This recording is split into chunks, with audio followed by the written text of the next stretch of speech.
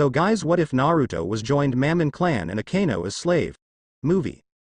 My son approached within a castle tower, the cobblestone interior bathed in crimson light. A young man stood inhabiting a throne room of sorts of average build and height. What stood out most about him was the stark contrast his golden blonde head of hair had offered comparison to the dwelling's decor, made mostly of sharp and vile things twisted in unnatural directions and covered in what could easily pass as blood. He acknowledged the order with a curt nod, his body bending forward, blue eyes flickered toward the throne tinged with the shade of a robin's egg. Before him a throne of blackened claws dominated the middle of the room. With its presence one other person was present, and her soft behind sat naked upon the seat with no complaint. Tomato red hair cascaded down her back and fell upon the black spikes, offering her lithe body a soft cushion. Mother, the young man could not help but track his eyes across the matriarch's supple white skin. Her voluptuous breasts were hidden behind just a few thin locks of hair. The idle motion of her crossed legs shifting from one side to the other served as a distraction he could not simply ignore. In his mind he imagined she teased him like that on purpose. Kushina, ignorant to her son's vivid imagination, shifted comfortably in her seat. Today was a joyous day and she had no intention of squandering it, for it was finally time for her son to make his first trip to the human realm, and how anxious she was for him to start. Too long had they been forced to hide themselves away from the other devils in the corner of the world where no one would pay attention to. It was time for their clan to return to greatness, and her son would be the one to bring them back on that path. She had waited so long for this moment that she had to bite her tongue to cull her excitement. Naruto, you know what you must do, don't you? It was more of a rhetorical question than anything. She had been preparing them for the past few years. Her son knew what was at risk more than anyone. Yes, mother. Naruto shifted uncomfortably. I take it the preparations for living have been made? Of course. She waved his concerns. Your things have been packed? A simple nod was her reply. There really was little else to say. Pleasantries aside, she knew her son was stalling for time. He had never left her sight since he was born, and no doubt he had secretly detested the contents of the day's itinerary, but just as he was weaned from her milk he would learn to live without her in the same home. Very well then. She waved her hand and a magic circle appeared beneath his feet. Are you ready? Naruto took another look around what had become a very common, boring sight for his relatively young life. As much as it would pain him to leave, the excitement of traveling to a new realm was not something lost on him. If his mission would bring happiness to his mother, then he would complete it without fail. When his father died, it fell to him to protect the family and see his mother's desire come to fruition. No one would stop the rise of the Mammon as long as he was still alive. Mother, before I go, he struggled to express his desires. As a devil and a noble, he was raised to make clear his wants and needs and even take whatever he pleased. The only one he could not express his will to was his mother, who ironically taught him everything he would need to make his wishes come true. Somehow she had never once acknowledged him past that of an heir and perhaps a tool to be used. Kushina shifted on the throne, pondering her son's hidden request. This just won't do, will it? Then she rose from the throne and began to make her approach. Each step was even with the other as his mother showed off the royal etiquette she was raised with. More noticeable was each step she took caused her sizable bust to sway and slap the skin beneath. Her arms wrapped around his neck, cradling his body in her grasp. With just a touch the resistance in his body gave way and he fell into the hold as if she were a fragile piece of art. His arms were slow to wrap about her waist. There, my child. One of her hands forcefully grasped his hand and placed it on her waist. One last embrace before I let you go. Naruto was muffled as he was buried into the crook of her neck, inhaling the sweet scent of her perfume. He felt something wet pressed gently against his cheek. Mother is kissing me. It was too much to bear. He was so close yet so far. The stimulation stunned him into inaction and he was slowly wrapped around his mother's finger. I have one last gift for you before you leave me. She pushed away, allowing them to have some breathing space. Kushina held up the palm of her hand as if to offer something to him. A small blast of energy erupted and two chess pieces came into being. One was a blood-red king piece and the other a pearlescent white pawn.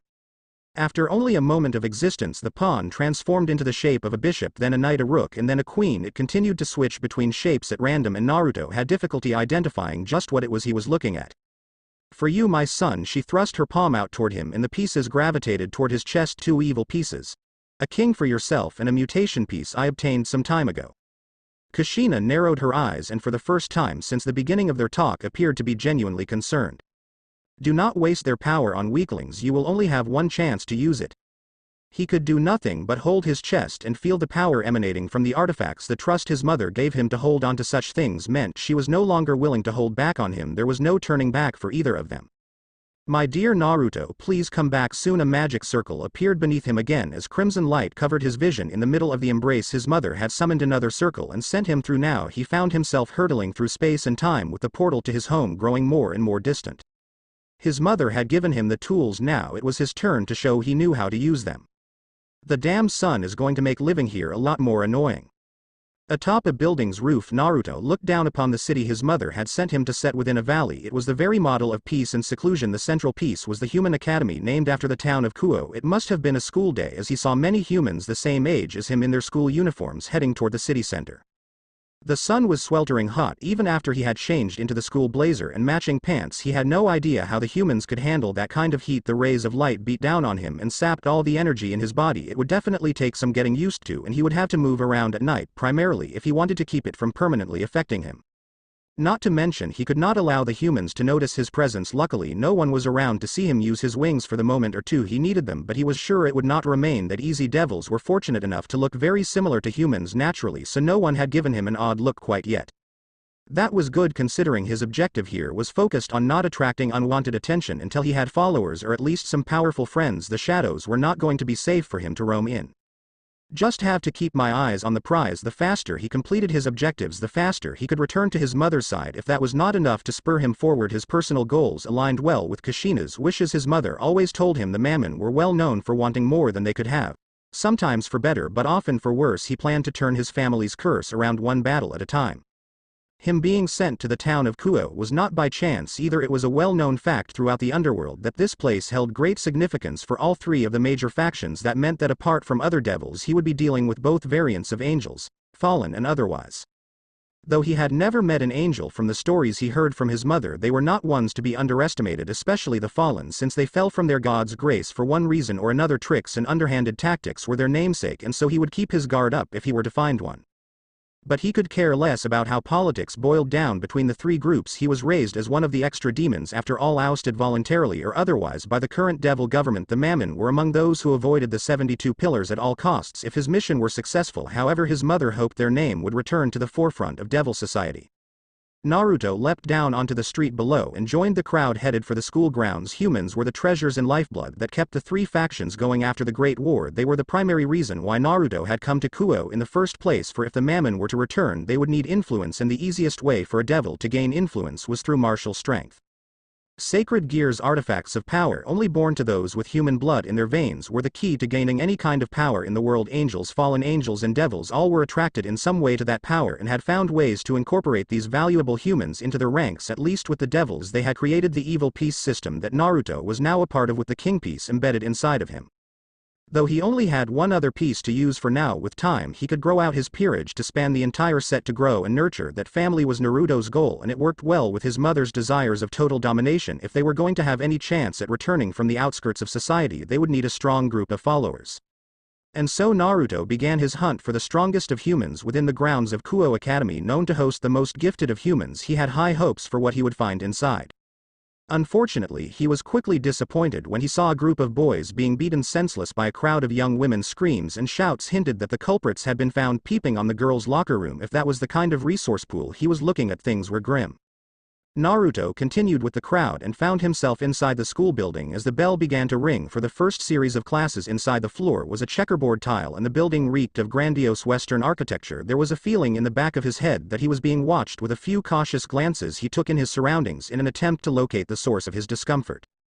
There were two young women on the second-floor balcony overlooking the lobby. One leaned against the railing with brown hair cut short away from her bespectacled eyes. The other was a stunning vixen that momentarily reminded Naruto of his mother.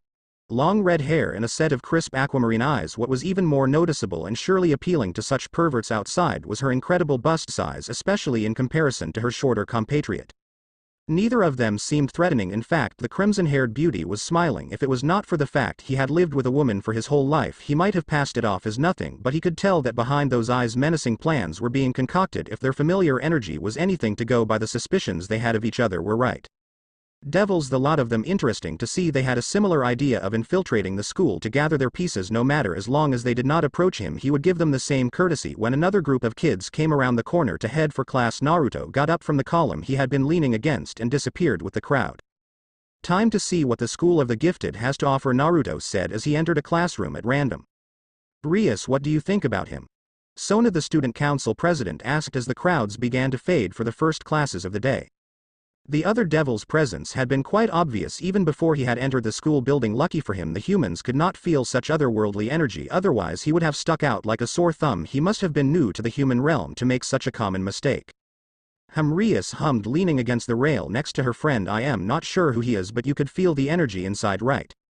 Yes. Sona adjusted her glasses. A kingpiece. Odd to find another one of us here. Is it really though? Rias had a hard look on her face. We can't be the only ones to see the value in this place. It was only a matter of time, really.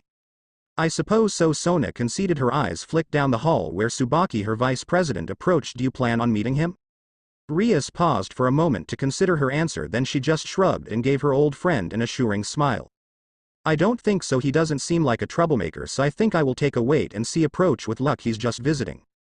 The chances of a devil with such natural power just visiting their quaint little town were slim to none. Rias and Sona both had an obligation to keep the peace, and so of course the blonde's presence was a bit concerning. However, arranging a meeting out of the blue would only escalate the situation. With time new opportunities would arise to meet with the new devil. Then I'll leave first. Sona waved to her friend and passed her vice president, who bowed and followed her from behind. Rias hesitated a moment longer, her eyes lingering on the hallway. Their new friend had disappeared and her soft lips quirked as a bit of excitement came over her. Someone new to town was not always a bad thing. She hoped that if he were a friendly devil they could make an acquaintance one day. For a Gremory, an acquaintance one day soon meant an ally the next. And Rias Gremory was always looking to expand her family. See you later, Devil-kun. Naruto slumped back into his apartment feeling quite exhausted after the first day of classes. What a boring set of material. The teachers had them go over the things the other children were learning was something Naruto had been taught many years ago. Perhaps humans were not all that similar to devils after all.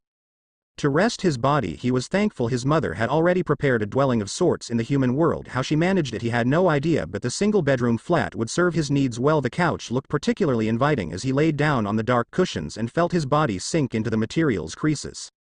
Now that he had a moment to think, he replayed the day over in his head to try and see if anything in particular stood out. He was not expecting any humans to openly brandish their powers, but at the same time he had hoped there would be some inkling of potential in the masses he had surveyed during his outing. Unfortunately, apart from the female devils, none of the people he had come into contact with made their hidden strengths obvious. It seemed as though his objectives would take longer than he thought. For a moment he even feared the other groups had gotten to the sacred gears before he had, but if that were true there would be little reason to stay in the town. Buried treasure must have remained then, and it was up to him to find it. What little rumors he had pointed to the existence of at least one sacred gear in the city. Obviously it had been identified, though its user was not described. It was a variant of the twice critical, a relatively common dragon-type gear. Whether or not it had already been claimed was unclear, but Naruto had to bet all three factions were scrambling to get a hold of it. If he kept an eye on those other devils they might point him in the right direction. They could just as easily steer him wrong though, and until he met them he could only assume they had no plans of helping him find his way. Naruto sighed and reached for the coffee table in front of him. The remote was there and he figured the best way to get in touch with humans was to immerse himself with their media. Somehow he doubted the experience would be as enlightening as he had once hoped. At the school, while he observed his classmates, he had kept an eye on the adults as well. There was nothing stopping a sacred gear from remaining dormant until a human had reached that age. That authoritative position also gave them a perfect camouflage. His homeroom teacher was particularly odd in that she seemed more interested in seducing her male students rather than teach them. In fact, her attention was on him the entire day. The other male classmates were not particularly happy about that, but Naruto had passed it off because he had posed as a new student. He did not need to be an expert to know her attitude and methods were very different than what was generally expected of an educational institution. She could have been someone or something of importance too.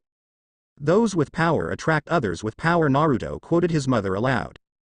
The sound of humans speaking to one another somehow lulled Naruto to sleep as his body slumped further into the couch's embrace. Living on his own was not so bad after all. In the dead of night an explosion of energy rocked the landscape of the quiet town of Kuo. More accurately, a sudden release of a large amount of ki. Any kind of supernatural creature would be sensitive to such a strike and surely feel it. Humans, however, would never notice such a thing had happened right in their own backyard. That was what served to wake Naruto up from his nap. As he almost rolled right off the couch holding his head in pain, he got up to the window and tried to pinpoint just where that energy had come from. He could still feel it inside of him, churning his stomach inside out. It was not something just any person could do. That kind of energy was reserved for very powerful, very rare individuals. And the only reason they would have to release that much is if they were in the thick of a fight. Unfortunately, whoever released that energy was completely off the radar now, which should not have been possible. A release of energy like that was basically a beacon for someone to lock onto and follow. It should not have dissipated given that small amount of time. It could only mean that someone created a barrier to keep such emissions contained and hidden. Someone must be in real trouble for them to go that extent. Dealing with someone with that kind of power was exactly what Naruto was looking for. Going alone was asking for trouble, but beggars could not be choosers. He had to buy into the pot at some point, and the jackpot was looking better and better the more he felt that energy build up inside. Let's see what we can find. Naruto opened the balcony door and revealed his pair of devil wings. With a kickoff to get him started, he leapt from the apartment railing and into the sky above Kuo. Many lights were still on as the moon just began to crest. There were not very many people out for a stroll though, so it made things easy when he did not have to worry about being seen. The only problem was he had no idea where the barrier might have been set up. If whoever built it was smart enough, they would not make it easily visible either. His best chance was to cover as much ground as fast as he could and hope he ran into some sort of detectable magic presence. A release of ki like that has to leave behind some sort of residue. Much to his frustration, nothing of the town seemed ordinary. The apparent skill these guys had to hide from him pissed Naruto off. When he found them, they were not going to get off easy. As Naruto flew over the park, he felt the familiar tinge of magic manipulation in the back of his head. When he passed into the area, the light bended around him and he could have sworn something pushed back against his body. Upon further inspection, he realized that his surroundings were imperfect replications of human trees, park benches and other landscape touches that made the mark of an amateur. Jackpot, Naruto said, licking his lips in delight. He flew up until he exited the barrier and deployed his own magical circle. The crest of Mammon was a swirled pattern colored in crimson. Using the circle as a focal point, Naruto pushed inward and forcefully made his way into whatever pocket dimension the people inside had created. Naruto was not one for subtlety. After all, the barrier quickly began to crack under pressure as Naruto poured more magical energy into his attack. Sparks flew as opposing magical forces met one another, but the glass-like barrier eventually shattered under the weight of his spell. Like a crystal ball dropped onto the ground, the light-bending wall shattered into millions of pieces. With the barrier down, Naruto flew toward the center of the park and landed on his feet.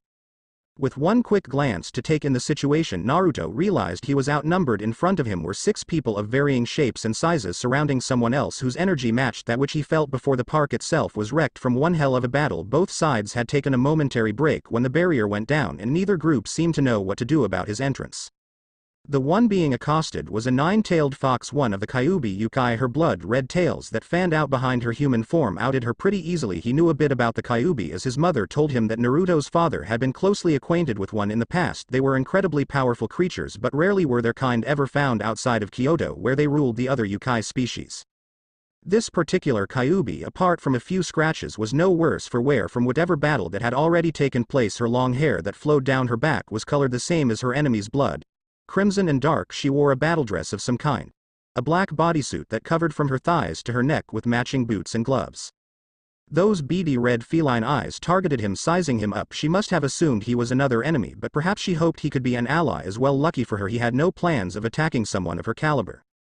Though her opponents did not look too bad either. From what he could tell, they were an assortment of devils, but none that he could immediately recognize. They must have been from the extra demons, or perhaps they were strays. That would not explain why they were targeting the yokai, except perhaps for her energy, but to fight a yokai on their level was asking a little too much. "Who the hell are you?" one of the men shouted as Naruto finished analyzing the motley crew. The 6 assailants all looked like they were going to have a prickly demeanor. Well, he found out their secrets. It made sense, he supposed. How did he make it through the barrier? Another one said, slightly worried. It was a considerably elaborate shield and he was very lucky to stumble onto it. However, if they were to imply the barrier was powerful enough to keep him out, then they would be sorely disappointed. His mother would have punished him severely if something like that had defeated his magic. Doesn't matter, keep on. The Kyuubi.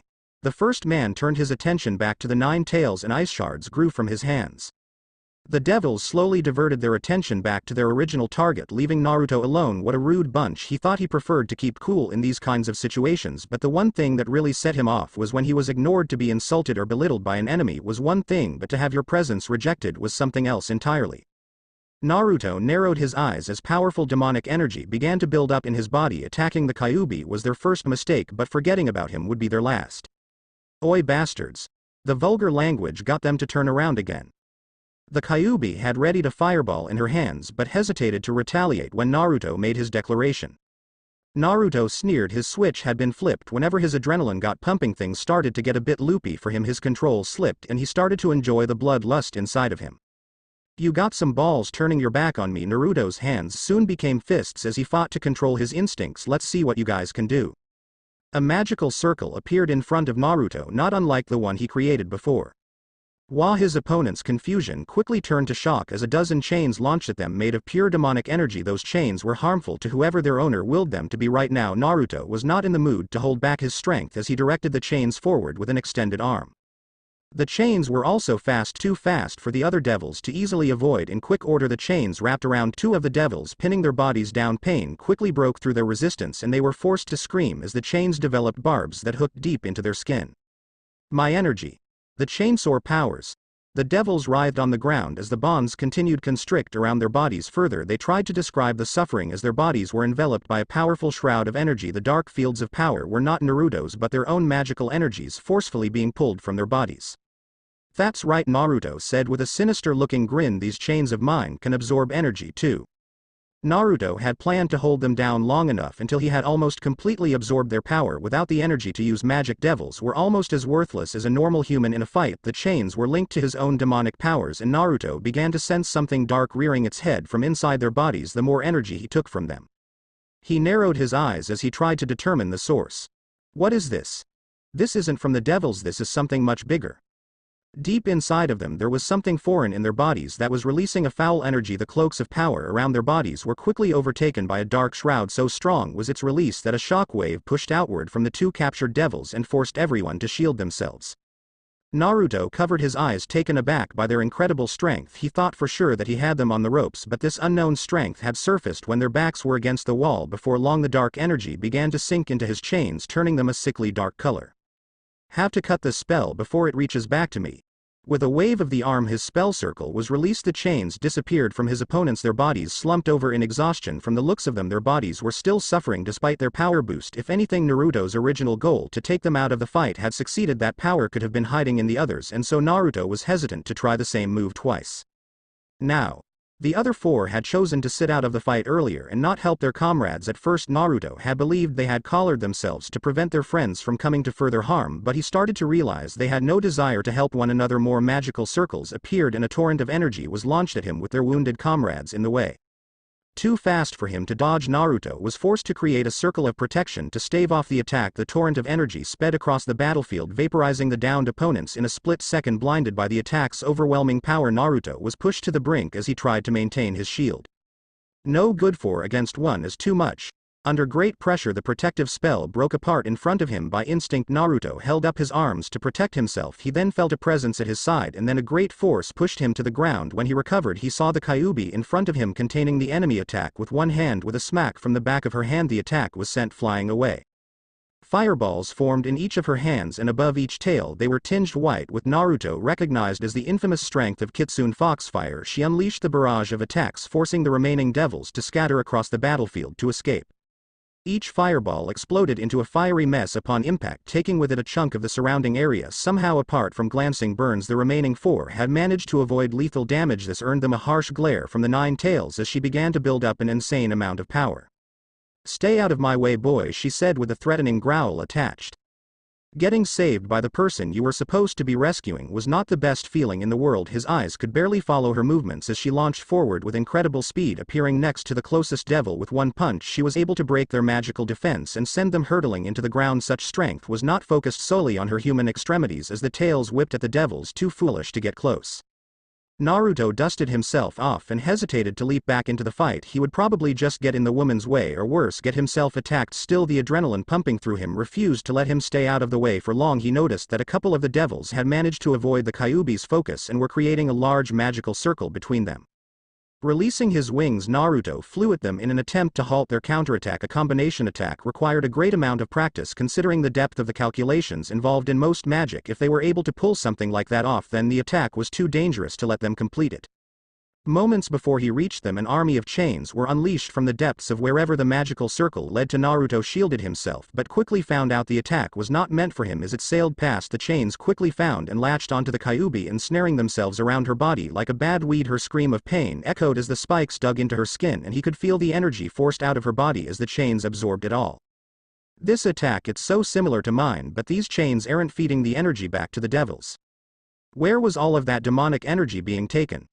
The answer lied on the other side of the magical circle as Naruto quickly figured out that the spell was not to create the chains but summon them from another location different from his mother's spell in which demonic energy is given shape from the user's own body. These chains were physical creations imbued with the same dark magic he felt from the other two devils. The restraints forced Kyuubi down to her knees as the remaining enemies joined in with their own chains, so they were after her energy after all. Naruto narrowed his eyes in confusion. What was their objective? What were they planning to use that energy for? Whatever the results were, they could not be good. The Nine Tails would die at this rate if he did not do something. Do I have to use that? The power left behind for him by his father passed on to him from Kushina. This might have been a good time as any to unleash it, but if he could just break their concentration, then the fox might escape. No, he would find another way. It was not time to reveal his trump card yet. I told you guys, Naruto scowled, building up more energy not to ignore me. With the release of his magic, a maelstrom of energy released and forced the ground beneath his feet to buckle and crack. A shroud of demonic power built around him as Naruto summoned another magical circle, then 3 more, and soon a dozen appeared in the sky surrounding them. The devils, at first completely focused on the task at hand, quickly grasped the danger surrounding them. Unfortunately, they were either unable or unwilling to cease their absorption of the Kyuubi's strength and offered no defense against his attack. This ends now. From the circles came more chains with sharpened ends, all headed straight for the devils. The spears pierced straight through their bodies, forcing them to double over in pain. They wailed in pain as more and more of the attacks collided with their body. No mercy was offered even after they were forced to release their own attack on the Kyuubi. Devils are pretty resilient. Naruto tightened his hand into a fist as the chains began to constrict, but we all have our limits.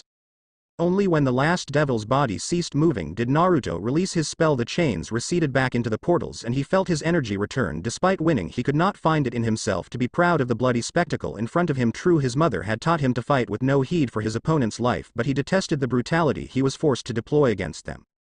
From the corner of his eye, he saw the kitsune struggle against the few chains still wrapped around her body. Despite their circles disappearing, the physical bonds remained attached to her body. He could not tell how much energy they took, but he was sure that the creature in front of him was severely weakened from the encounter. With a strangled roar, the Kyuubi shook off the rest of the chains from the strength she had left. The Nine Tails carried herself some distance from Naruto in a vain effort to find safety. Her skin began to fizzle and smoke as the wounds healed themselves, albeit slowly. She was out of breath, and he was then very sure she was unable to fight him even if she wanted to. Naruto walked over to her cautiously, taking each step in an attempt to not antagonize her. "Hey, you alright?" he asked. The Yukai shied away from his touch. Despite their common enemy, she still did not trust him. He thought that it was fair for her to feel that way considering he was a devil too. Still, he could tell those wounds were going to be difficult to handle without enough energy, and he could barely feel her presence at all. Kyuubi collapsed to her knees from exhaustion. Instinctively her hands covered her chest as pain racked her body. Naruto decided to keep his distance and respect the demon's privacy. If he were to go to her, he had no healing ability of his own to help anyway. His concern was useless to the Kyuubi. Ah. Damn them, those chains stole my energy. Kyuubi's breathing was irregular and her speech came out in labored pants. When the wounds remained on her body after the energy had dissipated, Naruto knew that her power alone was not enough to save herself. The only thing Naruto could think of was to use his evil piece, but that would bring her back as part devil. He knew of the pride associated with the Kyuubi Yukai, and a full-blooded one like her meant that she would not be a fan of such an idea, but they were running out of options. "Hey, I think I have an idea of how to help." Shut up, devil. Ito not need your help." Her words were harsh, but she did not even have the energy to push him away. Naruto knelt down next to her and was glad to see she offered no resistance. Whether it be from weakness or an acceptance of his help, he could not tell. "Come on, at least listen to what I have to say." When she offered no words of resistance, he took it as an invitation to continue. "I have something that can bring you back to full strength, but it's going to turn you into a half-devil." Just the thought of it instantly made the Kyuubi cringe, but she remained silent. Hopeful, Naruto continued with his pitch in hopes she would accept. If nothing else, it would save her life. "It means joining my family too. I know how powerful the Nine Tails are since my father was partnered with one once, so I don't plan on holding you back. The thing is, this is a deal you can't go back on." Naruto hiked a thumb over his shoulder toward where the devil remains were. "I am going to guess they aren't the last ones to show up trying to get your power. I can protect you more than if you were to go on your own. How about it?" The poison inside of her had taken most of Kyuubi's energy, making it difficult for her to speak. Her features remained stiff as she thought over the offer that was clearly not to her liking. Naruto always believed everyone should be given a choice with what happened in their life, but Kyuubi's choice was not particularly flattering either way. He would rather not watch her die though, so when she gave him the slightest of nods he began to smile brightly from within his chest. He beckoned the mutation piece to come forward and held it in his palm. With his king ability he could sense how many pieces Kyuubi would be worth. Lucky for him, a mutation piece could be used on someone for any position regardless of how many pieces they were worth. 11 pieces. His eyes lit up as if he had found the buried treasure of some long-dead pirate. Coming to Kuo was not such a bad idea then if he found a powerful vixen such as this, not to mention he could not ignore her feral allure. Kyuubi groaned in pain, shaking him from his reverie. Without any more time wasted he inserted the piece into her chest and observed the energy of the evil piece surge through her body. The healing she once struggled to complete started again, but this time the wounds began to close with great speed. In under a minute the fox was already up onto her own 2 feet without his help. Devil life force now flowed through her veins just as her Yukai did as a kitsune. She was already on the high end of spiritual energy and power among her kind, and with 9 tails she was considered equal to some of the most powerful devils. Now with devil blood surging through her veins and an evil piece embedded into her chest, she had ascended to a level rarely reached by any newly resurrected devil. Naruto watched as she began to stretch her body and get used to the new strength. This was his first time seeing someone be resurrected, not to mention by his own hand. Not bad, Kyuubi offered as her observation. Welcome back, Naruto said with a friendly thumbs up. The crimson-haired woman scowled, not amused by his little joke. She crossed her arms and seemed to wait impatiently for him to say something. So what am I supposed to do? Do not expect me to bow or call upon you with honorifics. You have not earned it. Naruto sighed. Starting with conditions of the relationship was really exhausting. Hey, I am not trying to make you a slave or anything. Like I said, we are partners. He shrugged. Maybe she was educated enough to know about the devil system? It was worth a shot. If you know anything about the evil peace system, you know that as the head of a family or peerage I have the king piece. Their most powerful partner and member of the family is the queen piece, which is what I made you. Kyuubi's eyes lit up upon hearing that she was considered a queen, though it should not have been all that new to her if his memory served. The 9 tails often acted in leadership roles for the Yukai, so she was already royalty anyway. Still, that bit of interest he hoped was enough to keep her from arguing against it. So Queen-san, what would you like me to call you? Do you have a name? He gave her a cheeky smile as he leaned in close to tease her. The 9-tailed creature pushed him away quite forcefully. His usual attitude did not seem to mesh well with her serious personality. You have not earned the right to know my name, let alone call me by it. For now, Kyuubi will suffice. HMPH. Okay, Kyuubi, you can call me Naruto. There was an awkward moment after the introductions were over until Naruto remembered what time it was. Come on, we better get back to my place and rest. I can fill you in on my plans tomorrow. Kyuubi shrugged and followed behind him without another bit of interaction. The silence was uncomfortable, but Naruto had to remember the entire situation was pretty foreign to her. The idea that he had just gotten a queen, and a powerful one at that, had not completely sunk in with his mind either. And so the two partners left the battlefield of the park. Despite it being their first meeting place, both were eager to leave it behind. Rias, they've gone, shall we follow? Akeno reported, still in her Miko shrine outfit. Rias and the rest of her peerage hid within the trees of the park. They had come in the middle of the battle and had expected to take part, but were pleasantly surprised to see the new devil and his 9-tailed friend finish the interlopers off. No, that won't be necessary. They have dealt with enough trouble for the night, I'd say. Despite the battle being resolved, Rias was not smiling. She would have to report such an incident to her brother and Sona to determine just what those devils were doing out here in the human realm. Not only that, but hunting a Kyuubi of the ruling clan? The only saving grace was that the devils were not affiliated with any of the 72 pillars, and so she could only assume they were strays. However, they were quite well organized for a bunch of random servants, so she wondered if they could really be extra demons. Her curiosity did not end there. Who was that blonde devil? What was his clan? What were his intentions? Whatever he wanted could not be so innocent to pass up a wounded kitsune as he brought her into his peerage. She would not forgive him if he caused trouble in her territory, so she would need to keep a close eye on him. That magical circle and that crest, who is this Naruto? Indeed, she had many questions for her dear brother that night. The faint sounds of an alarm forced Naruto out of his dreams and back into the real world. He had been enjoying himself in the presence of his mother back in the underworld, a place he sorely wished to be taken from. Such a pleasant dream made him scowl as he struggled to open his eyes against the morning sun. Sleeping caused all of his senses to dull, and so he could not tell where Kyuubi was when they arrived at his apartment last night. Naruto had offered her the bed to take. Considering the situation, it felt like the only appropriate course of action. Surprisingly, she refused him and had chosen instead to meditate on the floor in his living area. From what little he had gleaned from his interactions with the kitsune was that she had great pride in herself. He figured that accepting his kindness was a way of showing weakness. I hope she cuts the attitude soon. Thought she was really difficult.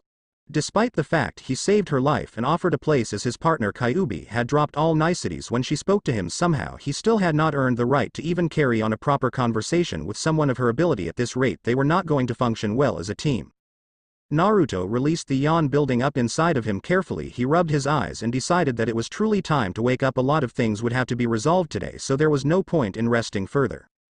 Well, maybe I can. In front of him an immensely powerful presence released a burst of ki. Naruto's eyes burst open as he saw Kyuubi launch one of her fists covered in fire at his face. He forced himself to roll out of the way and grunted in pain as he fell onto the wooden floor. Now on the ground he managed to recover himself and rise to his knee, his eyes locked with his unsuspected opponent who had rounded the bed to stand above him with a menacing look in her eyes. What? Naruto's confusion quickly shifted as he grasped the situation at hand. His voice took a heavy tone as his own eyes began to match the harshness of the 9 tails in front of him. So you were trying to run away? You were right, Kyuubi said, holding her attack. The devils last night would not be the first or the last to come for me. After observing you for the night, Kyuubi's energy release ceased to end. He knew that before long the shroud surrounding her would start to damage him. I know you aren't strong enough to help me. So you turn on me just like that? Naruto asked, despite knowing his attempt at diplomacy was futile. He had to buy time for the magical circle beneath their feet to develop. If he were too callous she would quickly discover his plan and end him right there. Just like he said last night, every devil had their limit. Naruto would simply not survive a hit from Kyuubi at that range. Your devil piece might have saved my life, but you as a partner are useless to me. Kyuubi looked down upon him as if he were vermin. This only reinforced his belief she saw herself as better than not only himself but all devils. Whether her dislike was extended to other species or just his own he could not say, but as she was now, he could not talk her down. I only have one choice. Are you saying a life on the run is better than what I offered? Naruto knew that if she somehow managed to kill him, even if he were not part of the 72 pillars, she would be labeled a stray devil and hunted by more than just the enemies from last night. Devil society did not take kindly to deserters regardless of their reason. Kyuubi's frown only seemed to deepen the farther he took the conversation. My pride was deeply wounded to have to accept help from a treacherous devil like yourself. Kurama's fist again was turned alight with fire. My mother made the mistake of trusting your kind once and now she's gone. If there is one thing I will keep, it is my dignity. As she finished speaking he noticed her body tense up. She swung her arm low in an attempt to finish him in one strike. If the strength behind her attack did not kill him, the white flames around her arm would. At that moment Naruto forced the magical circle to appear beneath them. Taken by surprise, Kyuubi's attack slowed by a fraction of a second when her attention was diverted. With that time Naruto sent them both through the portal to a place more fitting for such a fight.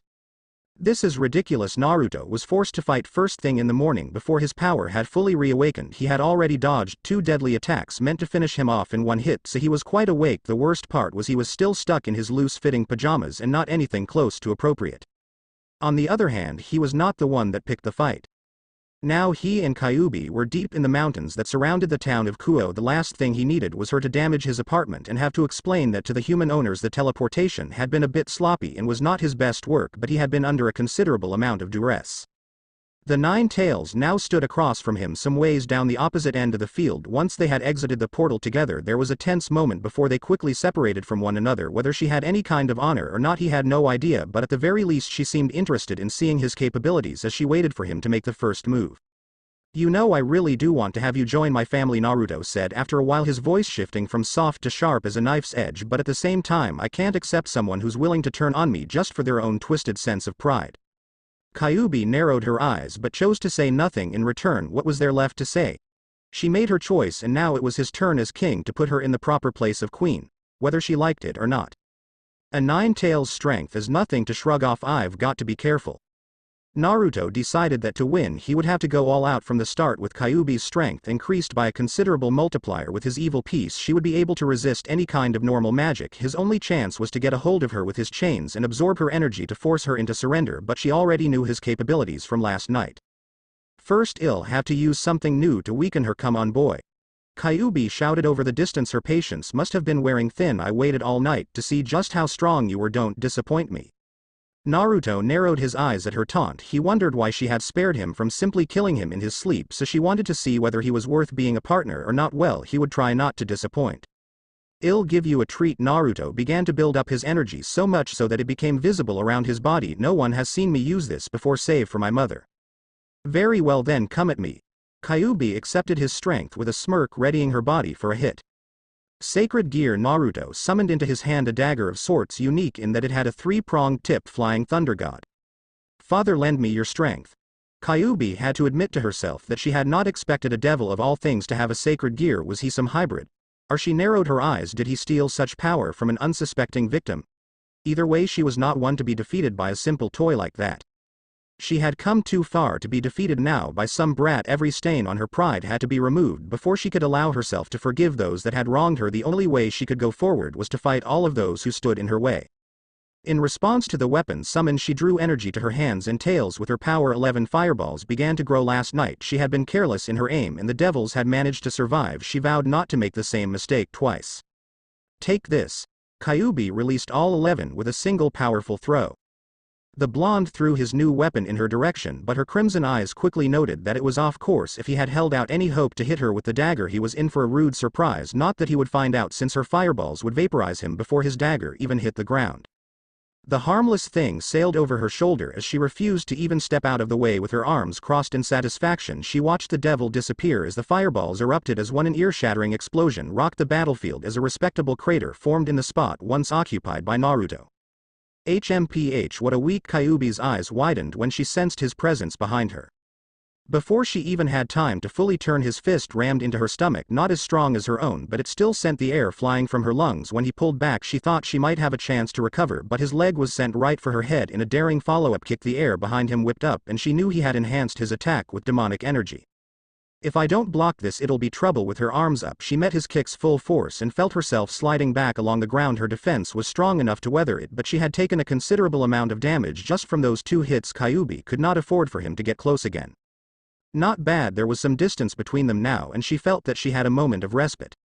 Somehow he had escaped the fireball attack and managed to end up behind her. She ruled out any kind of magical circle because the calculations involved would have taken too long to get precisely behind her before the foxfire hit its mark. The only explanation was his sacred gear, the dagger that Naruto had just finished picking up from the ground where it had fallen harmlessly past her. The sacred gear allows him to teleport to that weapon spot. He did throw it before her attack had hit. Somehow he could instantaneously teleport using that thing. If that was the case, she would have to keep an eye on the dagger and avoid it at all costs. As long as she could predict his attack angle, then she could prepare a counter.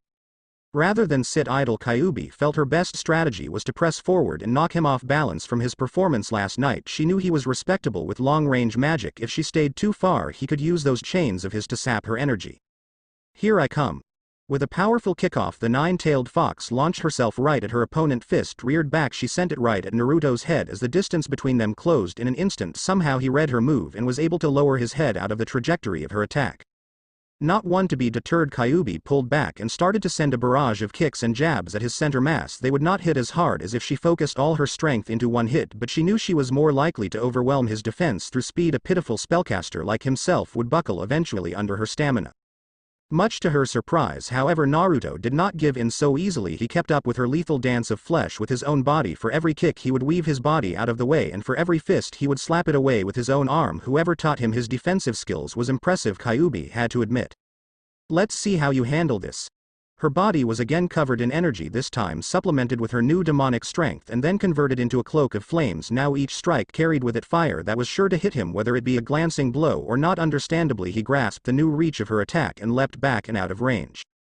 But this time he was too slow. From the fire around her arm, she quickly conjured another fireball and threw it at him. Now that he was in air, he would have a much more difficult time. Her perfectly aimed attack, the fire cloak, had merely been an excuse for her to gather the necessary energy for another ranged attack, but disguise it to fool the so far cautious devil.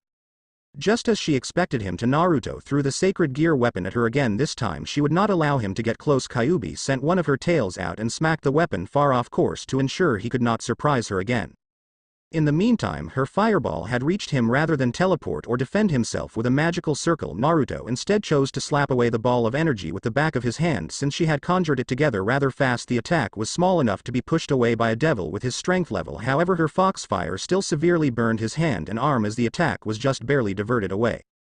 That was very foolish of you to block with your bare hand, Kyuubi snickered. How the tables had turned so quickly. You might as well consider that arm useless now. Fine, Naruto responded through gritted teeth, no matter how tough he acted, though she knew he was in pain. I only need one arm to beat you anyway. Oh? Big words. She mocked his attempt to fight back, though she had to admit she was a little excited to see what he had left to show. The power of a nine-tailed fox was not one to be underestimated, and Kyuubi had considered her victory assured since the start of the fight. The sacred gear was a surprise, but one she had already analyzed and built a counter for. His resistance had gotten her adrenaline pumping in a rare turn of events, and she knew her decision to wait to kill him had been validated considering how much fun she had toying around with him. Without that arm, his defense up close will be useless. It's over.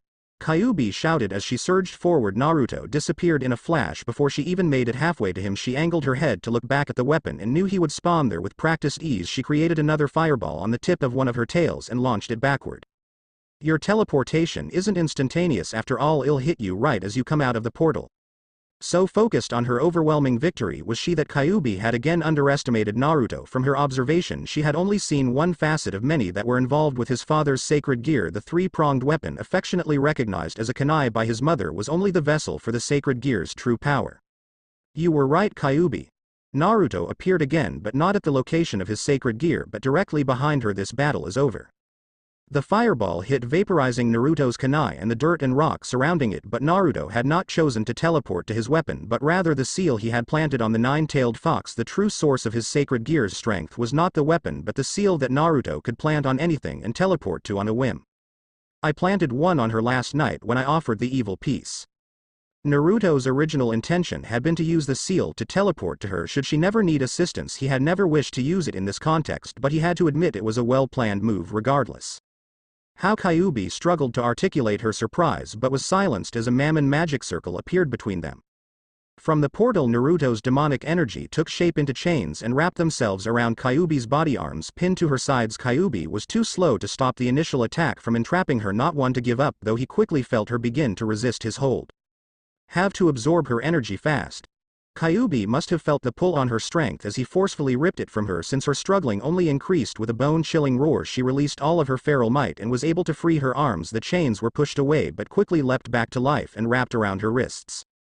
You really are amazing. Naruto held up his arm and focused, but there is something I forgot to tell you about this power. All around them more magical circles appeared and released dozens of the chains. Despite her fury, even Kyuubi was overwhelmed by their number. Her arms and legs found themselves being pulled apart the more she struggled. Her body began to take shape of an X as his attack literally pulled the fight from her, all the while he continued to take away the energy she had been swinging around so brashly a moment ago.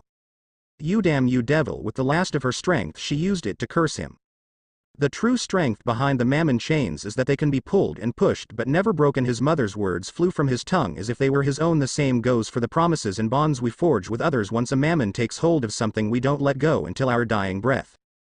Just as his mother had chosen his father and taken him and his power for her own, Naruto had given Kyuubi his one evil piece without hesitation. That meant that no matter whether she liked it or not, she would be his for the rest of his days. Too bad for her. Devils lived for a pretty damn long time too.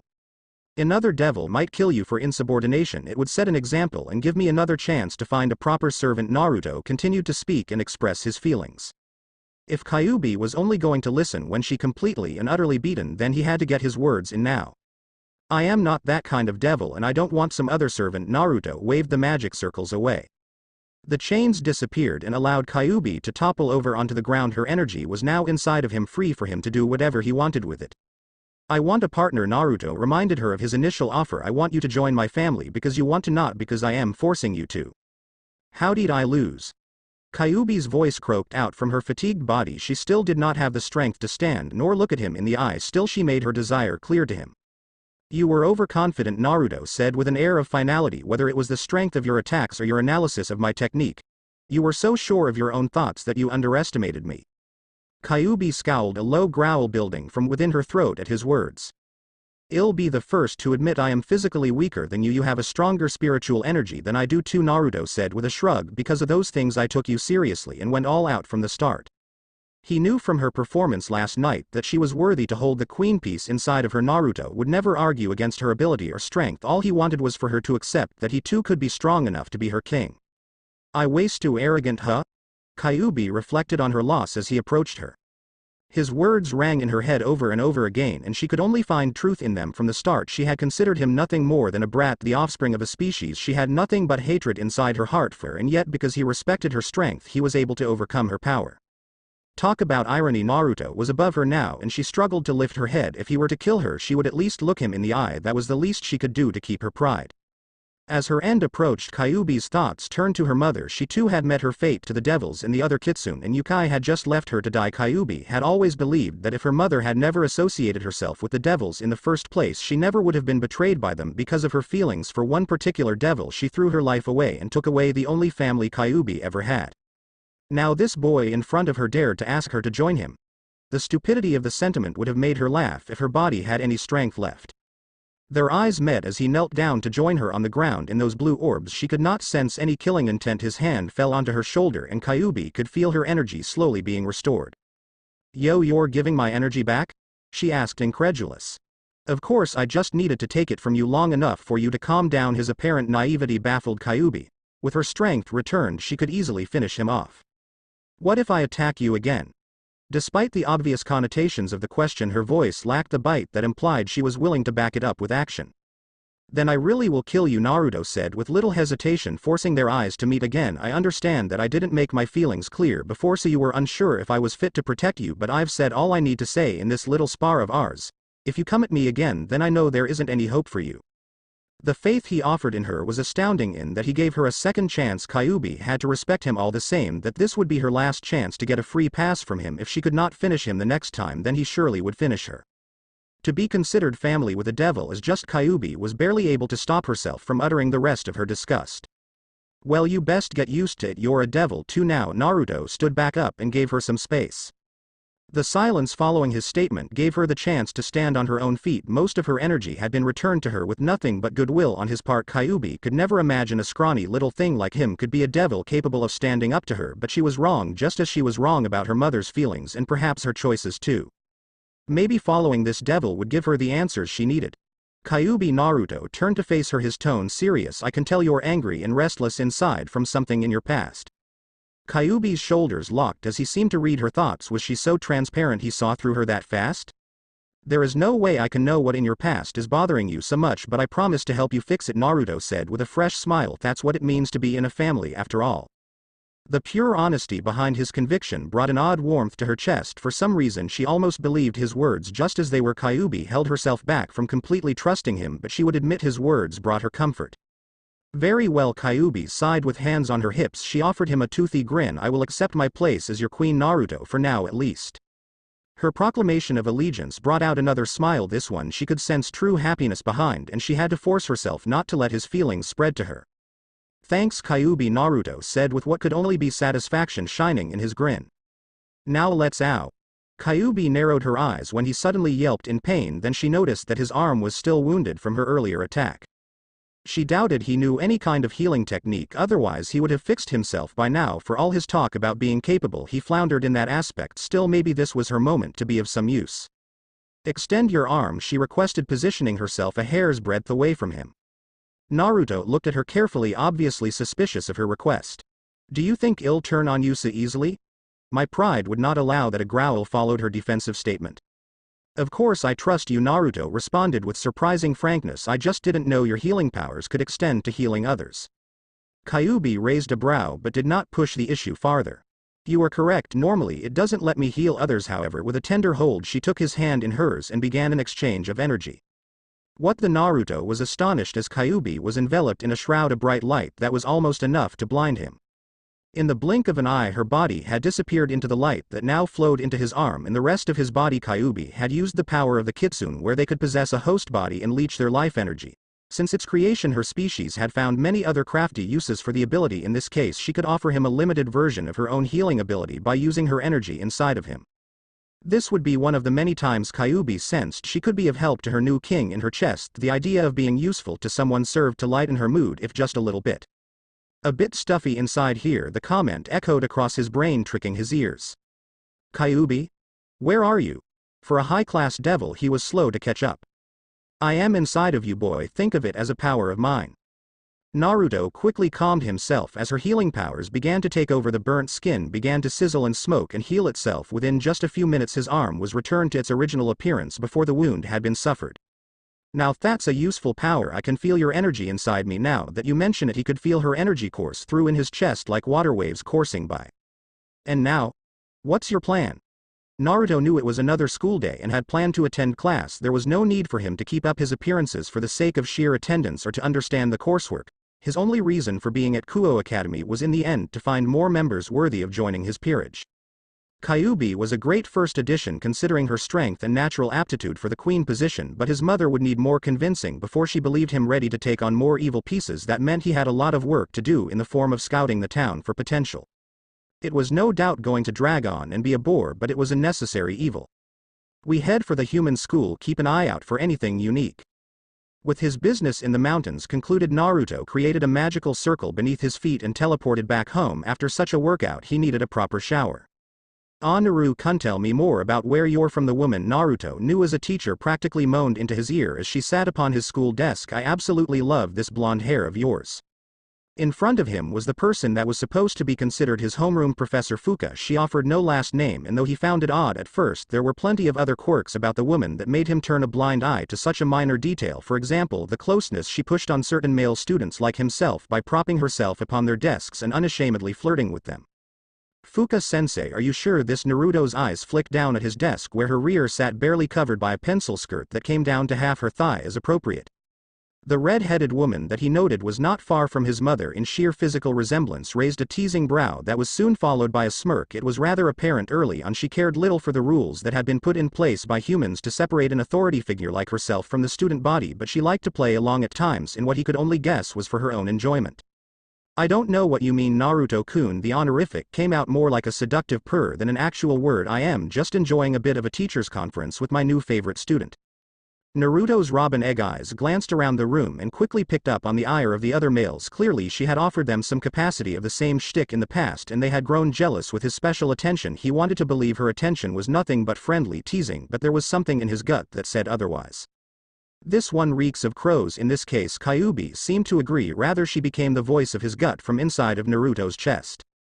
So she isn't normal after all. Normal was a stretch in relation to his teacher, but his meaning went farther than her personality. If Kyuubi's suspicions were correct, then it meant the woman in front of him was no human. I could just eat you up. Those whisker marks are especially cute, Fuka said with a sultry tone. She had basically been on top of him since class had started with a daring kiss on his forehead. Fuka ended her teasing early. I have something I need to take care of, so we can continue this tomorrow, Naruto-kun. Naruto narrowed his eyes as the busty female quickly wrote some instructions on the board and left them with a simple wave before the other boys could even bother to converge on him. Naruto was already halfway out the door, as if he were going to let her get away so easily. Let's follow her, see if anything interesting turns up. Something interesting had indeed come to fruition in Naruto's strategy to follow Fuka. Unfortunately, interesting meant conflict was inevitable this time around. Now he had to salvage things before they got too far out of hand. Fuka had led them to a church on the outskirts of town, not an odd sight in the town by any means. What was odd is that she chose to not go inside but rather stay out for a short time. It appeared as though she were almost trying to see through the building's walls themselves as she remained stock still. Then she was enveloped in a flood of light, not unlike Kyuubi when she entered his body. When Fuka emerged again, her business attire from school had disappeared to make way for a kind of skimpy armor made of black ebony with gold-encrusted edges. The solid material barely covered her breasts and groin but also acted as extended gloves and boots for her arms and legs. Most telling of all were Fuka's raven pair of wings that softly fluttered behind her back. A fallen angel, huh? Her forward approach to speaking with the school boys was starting to make more sense. Fallen angels were known for being seductive, and that went for either gender. They were also well known for making servants out of those that fell in love with their looks, similar to succubi. Oh boys.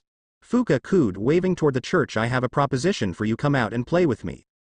What an annoying sow. Kyuubi was clearly not amused at her cutesy tone, and Naruto had to admit that it grated against his ears as well beneath that playful demeanor. However, Naruto was sure he had sensed something else. Those eyes of hers burned with purpose.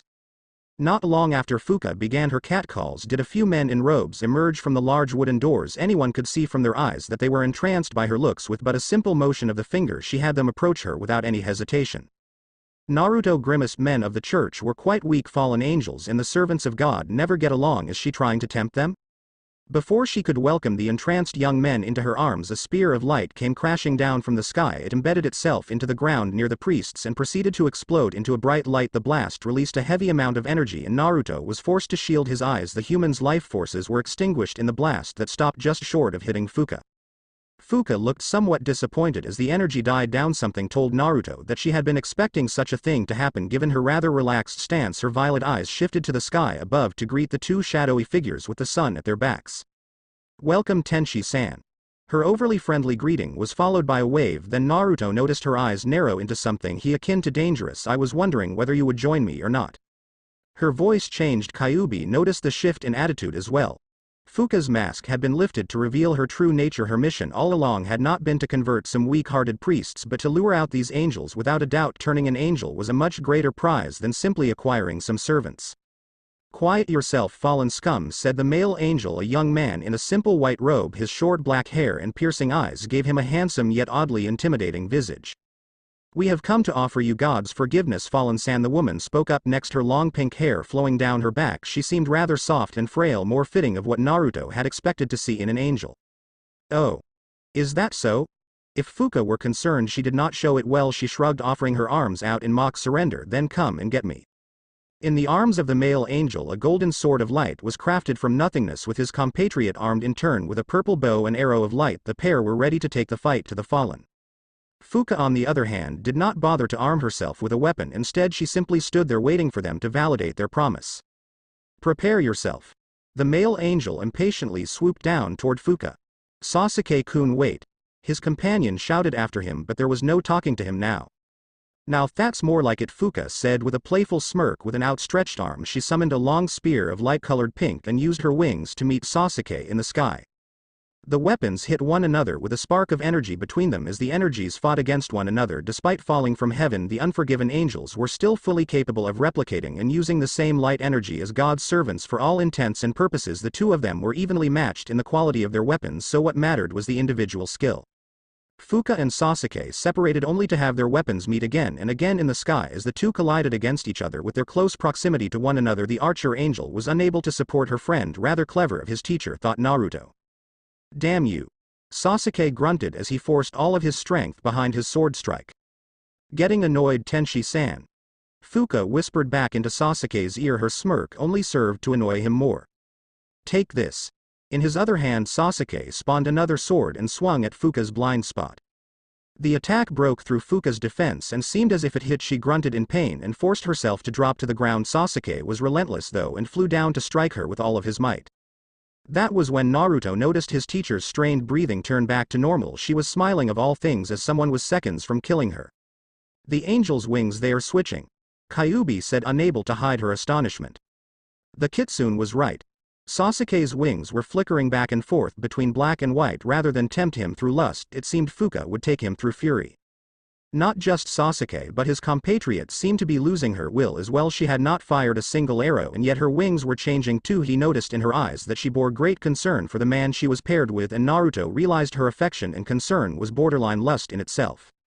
If he fell, she would too. Just as Sasuke's blade came down upon her head, Fuka shifted her body out of the way. His body extended past her as he lost balance. Her hand went out and wrapped around his sword hand, twisting the wrist and eliciting a pained cry from the angel. Not one to show remorse, Fuka sent a bone-crushing elbow strike into Sasuke's cheek. The force of the blow sent Sasuke flying backward against the ground. He stopped just a few feet from the entrance of the church building. From the ground, his pure wings were now tarnished with dirt, though they were not to be pure for long unless he calmed himself. "How dare you!" The female angel fired one of her own arrows at Fuka while Sasuke struggled to regain his footage. With a twist of her spear, the purple arrow of light was smashed into nothingness. The attack was weak even for an angel. Despite Fuka's lack of concern, the archer seemed ready to fire again when Sasuke held his hand up. "Enough, Sakura." He brushed his bruised cheek, wincing at the pain. Despite his act, the wounded angel was clearly out of breath and far too wounded to continue. "She's just trying to tempt us. Well, retreat for now." Sasuke-kun, the woman named Sakura, had a face full of regret as if she knew she held her friend back. Not long after that, the angels did indeed fly back into the sky. Fuka let them go with no trouble, though she did offer the male angel a final wink for a goodbye. "Well, that was fun," Fuka said before turning toward Naruto's hiding spot in the nearby bushes. "Naruto-kun, you can come out now." Naruto was not sure whether he should be impressed at her ability to detect him or embarrassed at his lack of grace. Still, he was happy to note that Fuka had not returned to her playful personality. She actually addressed him without any kind of emphasis or sexual undertone. Maybe he could have a normal conversation with her for once. That was very impressive, Fuka-sensei. Naruto offered her a compliment right off the bat. The fact was, his words were simply taken from his heart. No doubt she was the clear victor of the match. In the end, all she did with the angels was play fight with them. "You still call me sensei even after all that?" Fuka blushed a bit as her wings fluttered behind her. Just because you're a fallen angel doesn't mean you aren't still my teacher at school, right? He added with a playful smile, one of which she quickly offered in return. That's why I like you, Naruto-kun. Clever and handsome Fuka approached him with nothing but elegance as each step in her armored heels was carefully taken and meant to accentuate her womanly features. From inside of his chest, Kyuubi's energy surged out of his body and covered the area between them in light. A few moments later, Kyuubi emerged and held her arms up as if to attack. She had no qualms about fighting Fuka, whether or not Naruto saw her as a friend or foe. The fallen angel, to her credit, merely narrowed her eyes to cautiously gaze upon the new arrival. Her arrival, while surely unexpected, was not enough to intimidate someone who Naruto had quickly begun to consider a veteran at combat. Interesting, Fuka whispered, a gloved finger touching her chin in silent thought. Your pet? She asked with a teasing smile. Kyuubi, however, was not so amused by the label. Her energy flared to dangerous levels, enough for even Fuka to lose the attitude. Come on, Sao, the kitsune threatened her with more than just words if the key release was anything to go by. Kyuubi, calm down. Naruto stood at his queen's side in an attempt to stop her. She's just some fallen whore, let me finish her. Kyuubi continued to protest despite Naruto's objection. Fuka did not flinch at her choice at colorful vocabulary, but Naruto did feel the energy of the fallen woman start to increase in a similarly threatening manner. I'd like to speak with her, she's been here longer than the both of us. Naruto offered his explanation as his eyes flicked back to his teacher. Perhaps she can fill us in on the talent in this city. The fallen angel's soft lips thinned in response to his hidden appeal. No doubt she was considering whether or not to help people who were essentially her enemies. Naruto was not about to appear as some pushover like those angels though, and if he got even the inkling she would hide something useful, he would not hesitate to fight. Fine then. Fuka's hands gravitated to her shapely hips as her mood began to brighten. It's the least I can do for the little devil I plan to add to my harem. Planned? Naruto raised a brow in response to her choice of words. Fuka offered him nothing but a suggestive wink. You may find it interesting to note that the rumor mill says a dragon-type sacred gear has been detected around town. This is fairly recent, within the last week or so. The morsel Fuka offered was more than appetizing for Naruto. A dragon-type sacred gear? Now that is interesting. Dragons were some of the most powerful beings in all the world. They were fairly rare as well, though Naruto understood devils in particular had them most often as acquaintances of some kind. Sacred gears related to them ranged from incredibly common to some of the most rare and powerful sacred gears in the world. The chance for mediocrity was outweighed for the opportunity of greater power than Naruto could ever imagine. I don't suppose you would know where to find it? Naruto asked, though he doubted it. Even if she did know, why would she tell him? Fuka clearly had her own agenda, and entertaining his wish was merely a whim on her part or a part of her own plans. I am afraid I don't. Fuka shrugged, though she did not seem particularly apologetic. HMPH is useless as I suspected. Kyuubi grunted, her arms crossed in contempt. Such toys are not my concern after all, Fuka said, hinting at her own agenda. I wonder what is your concern? If not sacred gears, then what purpose do you have here? I'll take my leave now, Naruto-kun. See you in class tomorrow. Naruto and Kyuubi watched as the fallen angel flew off into the sky and disappeared. They were no closer to finding a person of interest, but at the very least he could successfully claim the town had something worth investigating over. His mother would be interested in learning that tidbit of information. If the dragon-type gear was as powerful as the rumors seemed to make it out to be, the user would not stay hidden for long. Then Naruto would swoop in and take them for himself. Come on, Kyuubi, let's. A distant rumble signaled an explosion of some kind had gone off. Both of them turned in the direction they had sensed the release of energy from and quickly grasped it was inhuman in origin. Since it was in the opposite direction Fuka went, it could only be someone or something else. Let's go investigate. Naruto prepped his wings and bid her to follow him. He took off into the sky, full of intrigue over what could be going on in the direction of the setting sun. Kyuubi grumbled for a moment before she too sprouted the thin leather wings on her back. Naruto narrowed his eyes as they approached the location. He felt the energy of the blast release from it was a park of some sort, but from the sky it was empty. He quickly detected foul play as a type of barrier had been erected. Another barrier, Kyuubi whispered as she no doubt remembered her own experience. Yep, and this one isn't going to stop me either. Naruto prepared to break through but hesitated. When he tried to touch the barrier, his hand simply slipped through. Whoever made the barrier must have only made it to keep humans out and unaware, since there was no resistance to his attempt to enter. If that were the case, then he might actually be able to sneak inside. He led Kyuubi back down to the ground near a small cluster of trees that he knew he could hide in. After entering through the obstructing magic with his feet on the ground, he again pushed his arm through to test that the barrier was still harmless. Good enough for me. Naruto entered through with Kyuubi close behind. Now on the other side he detected a slew of new presences, all of them considerably powerful in their own right. They were all together in the center of the park. Just a little bit ahead he crept forward and used the plants surrounding him for cover. If he could avoid conflict like he did with Fuka and the angels, he would at least try to stay out of sight. It was not long before they were on the hill overlooking the park center. In the middle, the white cobblestone walking area surrounded a large fountain of sorts that sprayed water into the sky. That seemed to be the site of the disturbance, as he saw the still smoking crater and scattered rubble around.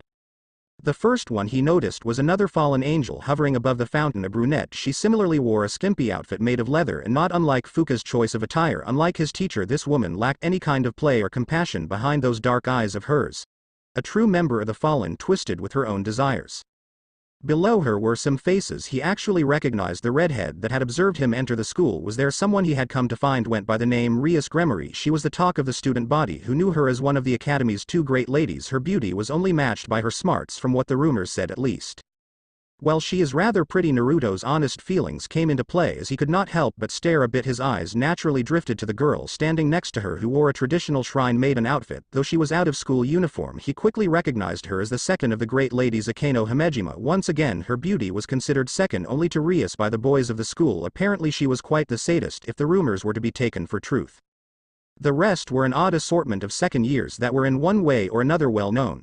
Kiba Yuto, the pretty boy, and Kaneko Taju, the cute junior. There were two others that were in the back, as it seemed the other four were protecting them. One he recognized from simple passing in the halls, Ika Kiryu, another second year that was apparently a well-known woman pervert. The other one, though Naruto had never met before, she had on the robes of a nun and her blonde hair signaled that she was a foreigner of some kind. Why a bunch of devils would protect a sister nun made little sense to him, though Ika was holding her rather protectively though. I suppose you recognize them? Kyuubi asked in a low voice. Yeah, for the most part a bunch of devils, but I don't know why they are protecting that sister. Perhaps we can glean something from the conversation, Kyuubi suggested, and the two struggled to listen into the ongoing dialogue. I'll say it again. Don't touch my cute subordinates, fallen angel-san, said Rias with her lips twisted in a threatening grin. No matter her line, she delivered them like a true princess with a soft yet domineering tone. Rainier, said the fallen angel in response. She was not particularly concerned despite being surrounded by hostile devils. I've simply come to recover what is mine. If you kept your subordinates' filthy hands off, then I would not need to burn them with light. The fallen angel lowered herself to the ground. Her proximity caused the others beside Rias to tense up, but the Gremory girl held up a hand for them to pause. Undaunted, Rainier waved for the nun to come to her waiting arms. Ika seemed particularly reluctant to let her go. The two shared a few words that Naruto could not make out, but the blonde girl seemed to want to go with the fallen angel. One look from Rias was enough for Ika to let up reluctantly. Good girl, Rainier petted the nun, but the little girl did not seem happy at all. Goodbye, devils. The raven wings encased them both, and a powerful energy emerged in a flash of light. The two disappeared with no trace except for a few fallen feathers left on the ground. Naruto contemplated whether or not he should take his leave now before Rias and the others notice him. Considering the fact they were both devils, he felt it was only a matter of time before they had to meet. Perhaps it would be to his advantage to force an introduction in the aftermath of this emotional event. Kyuubi, follow me, Naruto muttered as he chose to stand to full height. She narrowed her eyes but dutifully followed in his stead. Together they made their way down to join the conglomeration of devils as they had gathered around Ika. Without any attempt to hide their presence, Rias and her subordinates quickly took notice and turned to face them. Kiba and Kaneko quickly stopped Naruto's forward progress by standing in front of the others in a protective manner. Akeno and Rias stayed in the back with Ika, but neither seemed particularly put off by his presence there. Friend or foe? Kiba asked with a sharp tone. Naruto pocketed his hands and shrugged. He had no desire to fight them, but he was not about to be intimidated by one of the Gremory's peerage. Neither. I was passing by and noticed you had gotten yourselves into some trouble. Naruto smiled, though it was rather hollow. Figured I'd stay and watch the show. It's nice to see you again, Naruto-kun, Rias greeted with surprising familiarity. Her words even served to unnerve some members of her family. If I may call you that, Naruto-kun? The smile she offered in return was loaded with something other than goodwill. She was playing him the same he did with Kiba. This woman, I like her, sure, Rias-chan. Naruto offered the same familiarity in return, only fitting if two high-class devils greet one another like such, right?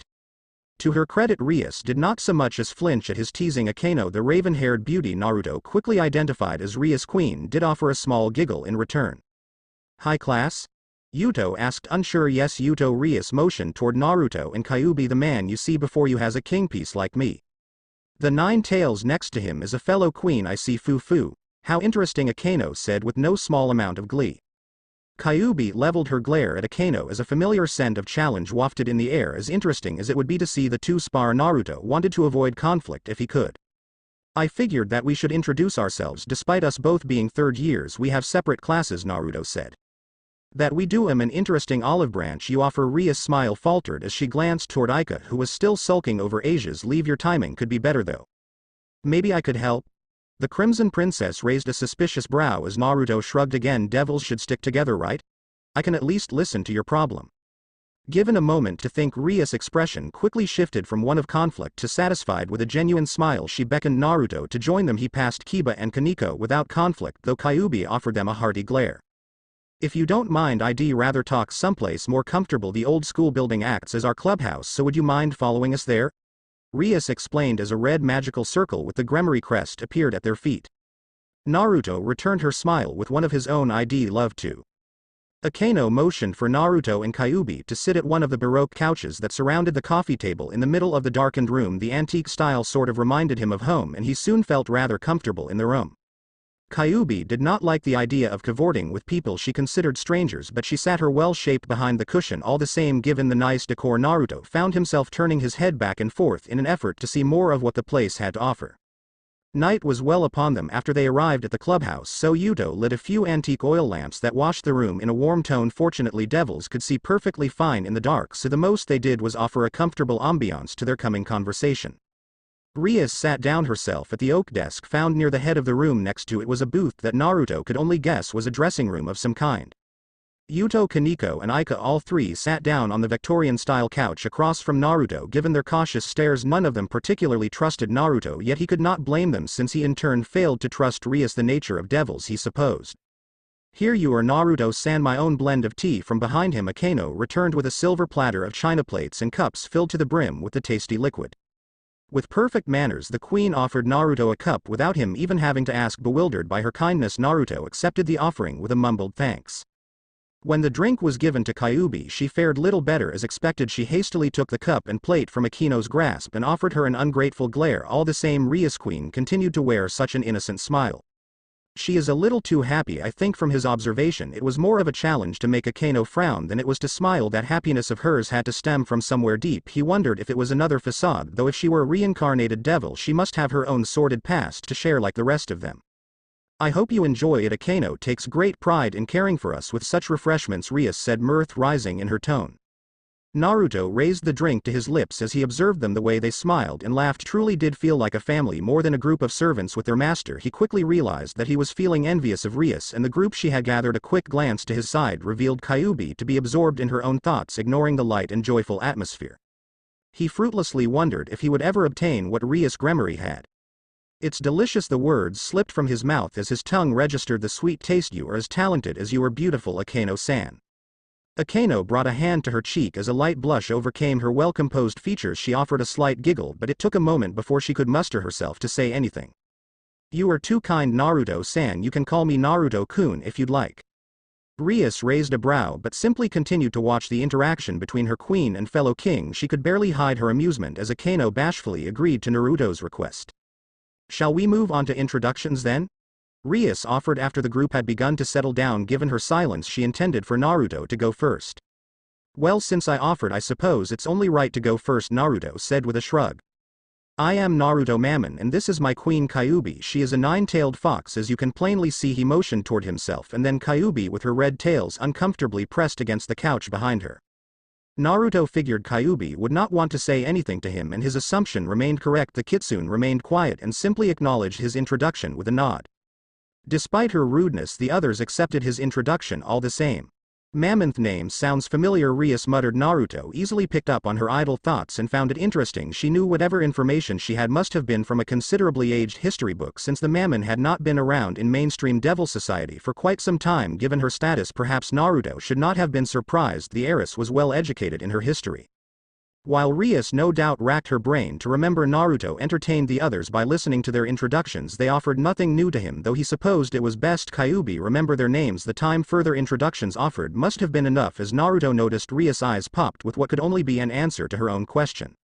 I remember now, my brother spoke some about you when I inquired. Rias recounted from what must have been a recent talk with her brother. Naruto knew nothing of the Gremory family, but he assumed her brother was something of a knowledgeable man. He recognized you after I described your family crest.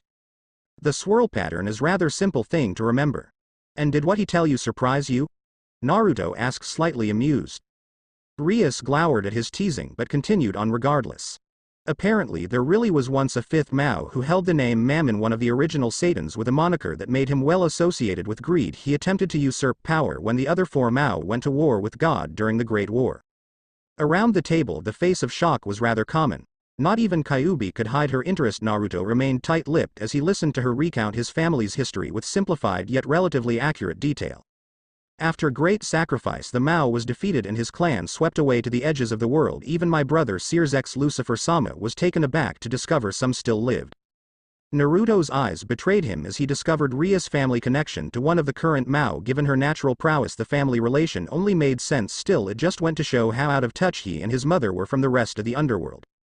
We have experienced our share of hardship, Naruto professed, taking another sip of tea while wearing bitter eyes. But we are alive. I swore to my mother I would return the Mammon to the 72 pillars, and when the Mammon set their sights on something, we don't give up. Quite a fine saying, albeit for an almost extinct house, Rias said with little sympathy in her tone. Her eyes narrowed on Naruto, though she kept the same smile. I hope you don't plan to cause me trouble, Naruto-kun. I'd rather not have to end your dream by force. HMPH. Naruto ignored her threat with a stubborn grunt. I have to admit I am jealous of you, Rias-chan. Oh? Why is that? She inquired, her interest piqued. This family you have here, creating something like it for myself is another desire of mine, he said, setting the tea back down onto the table. Their gazes crossed as Naruto stood his ground for that dream to become reality. I've come here to Kuo to find my peerage. I'll develop a family I can take care of and trust just the same as you did. The strength behind Naruto's conviction seemed to humble Rias as she offered no further retort. The rest of them also appeared rather convinced. After that, I'll return to the underworld and petition for my family to return to the pillars and earn our old territory. Naruto's voice dropped as he said that he had reiterated his mother's words, but he knew they were naive to think things would go so easily. Rias too must have grasped the same thought as she began to frown. That might not be so easy, Naruto-kun. Your clan has been gone for too long, and I highly doubt anyone would cede their land back to you over such an old claim. Her voice was at least somewhat sympathetic that time. Still, his determination was not so easily lost. I'll find a way was all he offered in return. I admire your dedication, something of a trademark for the Mammon. I am starting to pick up on. Rias' grin began to lose its luster soon after. However, you will need to be a bit more clever than that if you wish to return to the rest of Devil Society, otherwise you'll be ripped apart by their schemes. No one would want the Mammon to repeat their conquest a second time, right? Akeno added in a somber tone, her smile lost as well. Naruto could offer nothing in return, as the simple fact was that Rias had a point. He would need to get stronger both mentally and physically if he wanted to see both his mother's and his own dreams come true. That was something he had chosen to accept long ago, but hearing it from others made him feel even less secure. For now at least you and I have no issues with one another. Rias' smile returned, and with it an offering of peace. That much means you are welcome to visit us here anytime, and I'd like to encourage you to do so at your leisure. That's quite the offer, Naruto said. Well, if you want your dreams to succeed you will need some devil acquaintances. If you would like, it would be my pleasure to be your first. There was a certain shine to her eye Naruto could only attribute to some hidden agenda. For now though there was no reason to refuse. I might take you up on that then. With that the two groups of devils offered a series of short goodbyes and parted ways. Both had learned something about each other, and they were all one step closer to their own goals and desires. You seem to have enjoyed yourself, Akeno, Rias said with no small amount of teasing laced in her voice. With Naruto Mammon now gone, Rias dismissed her own group to go home. They were kept late enough as it was, and she appreciated their hard work of course, as Rias' queen Akeno remained behind to dutifully attend to the president and apparently suffer from a bit of womanly torment. Akeno however betrayed nothing as she still continued to smile. She must have thought of something nice as she soon began to blush again. Come now, Rias, you have to admit he was rather handsome despite his boyish looks. Akeno's smile seemed to widen as she reminisced. So even Akeno found something she liked. I have to admit to no such thing, Rias said with a hint of mock pride, though a giggle from deep within betrayed her anxiousness. Under Akeno's scrutinizing gaze Rias finally broke with a small blush of her own. Fine, the Crimson Princess admitted with an overly harsh tone. I did find his whisker marks to be kind of cute. Foo. So even Rias Akeno's unfinished statement was enough to fluster the other young woman. Enough already. In the depths of the underworld, Naruto and his queen Kyuubi emerged from within a magical circle bathed in crimson light. They stepped out of the portal and confirmed their surroundings as correct nostalgia hit Naruto as the feeling of home had finally returned and put his heart at ease. They were inside of the Mammon Castle located in the far reaches of Devil territory. Naruto had come home but not for a social call. There was business to deal with if his work in the human realm were to continue just as his mother had expected. Kuo was a fruitful place to find those with power. Armed with the knowledge he received from Rias and Fuka, Naruto had all the proof he needed to show his mother that he was ready to take on the full responsibility of a king. So this is the underworld. Kyuubi's nose twitched in discomfort. She naturally gravitated toward him in the center of the dark cobblestone-laden hallway. Around them were all manner of medieval decorations with a blood-red carpet at their feet. In front of them was the throne room where his mother spent most of her time. An infant could sense the great demonic energy on the other side of the large iron doors, and he knew Kushina was waiting for him inside. With Kyuubi tagging along, it was sure to be an interesting reunion. "Come on, Kyuubi, my mother does not like to be kept waiting," Naruto said. He began to walk toward the doors with purpose in his step. Now in front of the door, Naruto took hold of both handles. With one motion he forced both of the heavy-set doors to open at once. He did not hesitate to show himself inside, and Kyuubi dutifully followed behind. Since she had already informed him that it was her first time in the Devil's homeland, Naruto was not surprised to see the kitsune's eyes wandering about the room. He only hoped that she remembered to show the proper respect to his mother. As loving as Kushina was, she would not forgive Kyuubi for insolence. The Nine-Tails' pride was easily dwarfed by his mother's. "My son, you have returned." Kushina sat upon her spiked throne and was clearly elated at his arrival, welcoming them with a smile. Just as she was when he left, his mother chose to remain nude in the confines of her chambers. That was something of a common occurrence with her, though he could only fathom where she nurtured the habit from. Mother, her beauty was unlike anything Naruto had ever encountered before. After going to the human world and seeing countless women and admiring their bodies, so few had compared to Kushina. Perhaps what had drawn him to those he was closest to was how their beauty had come to match the same level as his mother. "Mother, thank you." Naruto bowed his head. "Oh." Kushina's eyes flickered past her son to meet the curious gaze of Kyuubi. Her violet orbs shined with what almost seemed like familiarity. "Who have you brought before me?" "She is quite beautiful." Naruto stood to full height and sidestepped so that Kyuubi was now directly in front of his mother. The two of them were now able to fully look upon one another. "Mother, this is my queen. Her name is Kyuubi and she is one of the Kitsune Yukai," he said, motioning toward the young woman at his side. Kushina rose from her throne, dark hair ruffling from behind her back. With careful steps she descended from the raised dais to join them. She seemed rather interested in Kyuubi and approached the Nine-Tails first. Naruto was amazed to see Kyuubi's natural resistance disappear under his mother's imperious gaze. The Nine-Tails behind her lowered in what he could only guess was deference. If one met Kushina and felt her natural demonic aura for the first time, he supposed anyone would be humbled. So far he had yet to meet anyone on the same level. Not even one of the powerful Yukai like Kyuubi could match, though his queen could find contentment in a respectable second place. Supple, pure skin, Kushina mumbled to herself as one of her hands held itself against Kyuubi's cheek. A strong spiritual energy too. Kushina's touch shifted from Kyuubi's face to her arms and chest. The physical contact was not sexual but purely objective in its exploratory function. His mother's experience allowed her to see so much about them with simple interactions.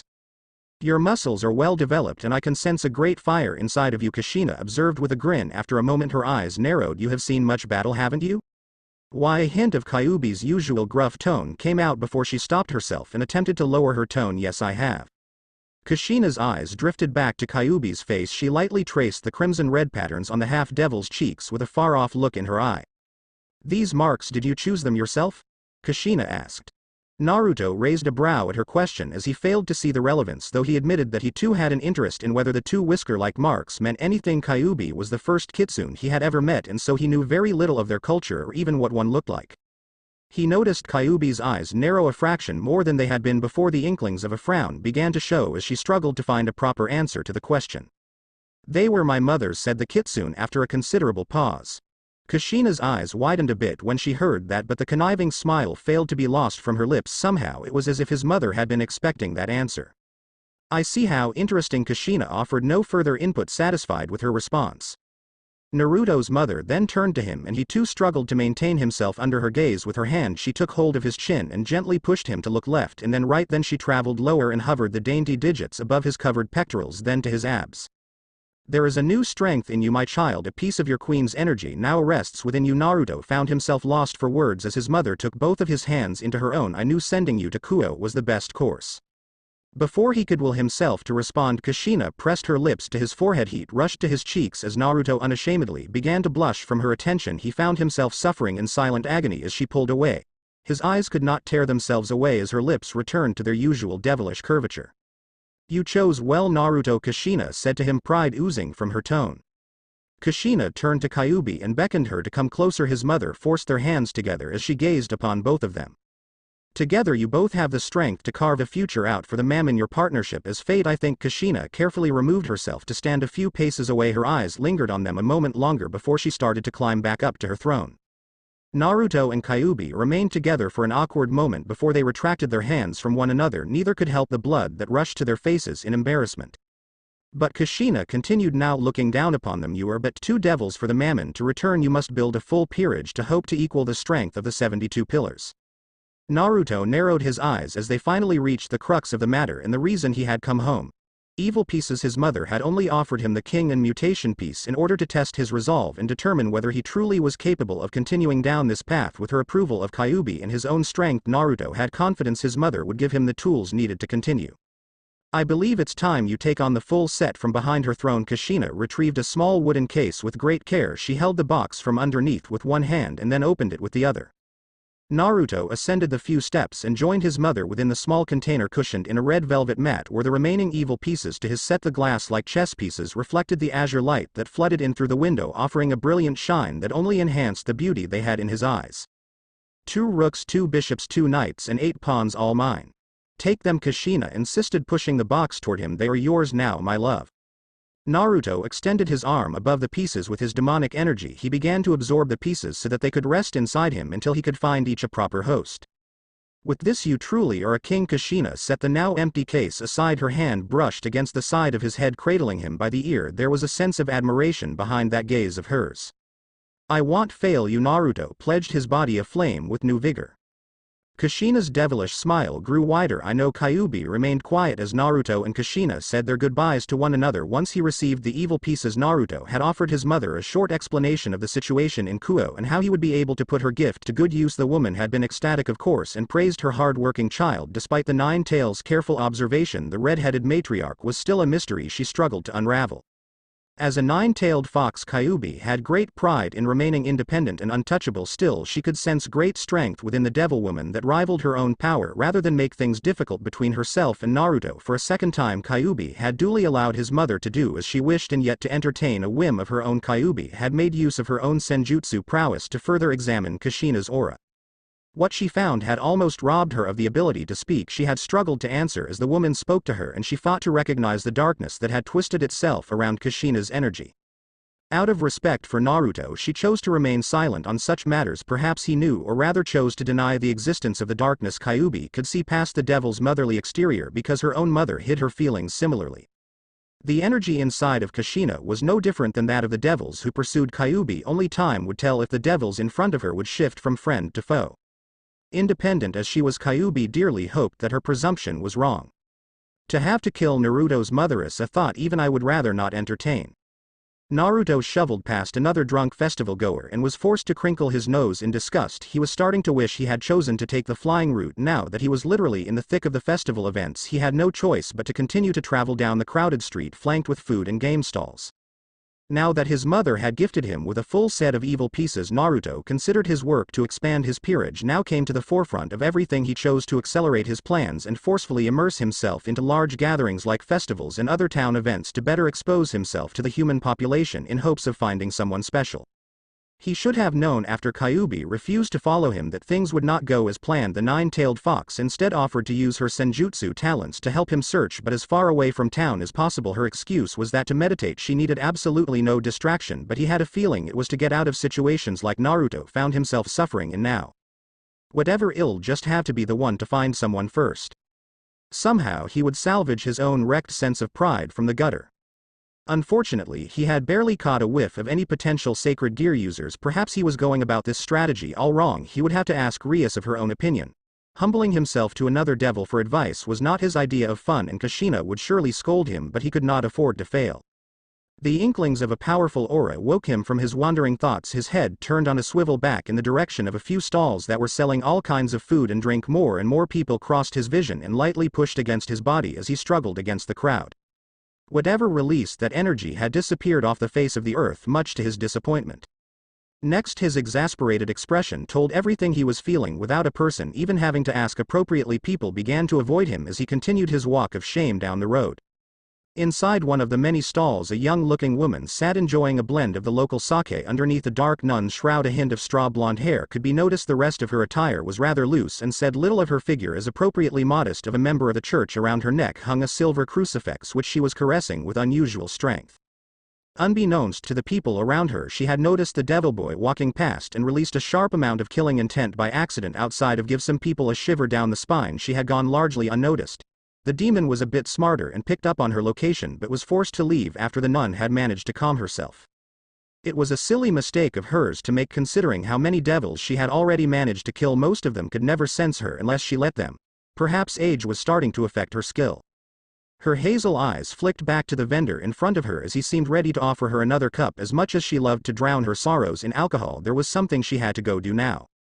With a simple wave she dismissed him and pulled some money from within her cloak. If any found it odd that a religious woman were drinking, no one dared to speak it. She rose from her seat and wordlessly exited the stall. Her black boots began to carry her down the road, down in a similar path the devil had taken.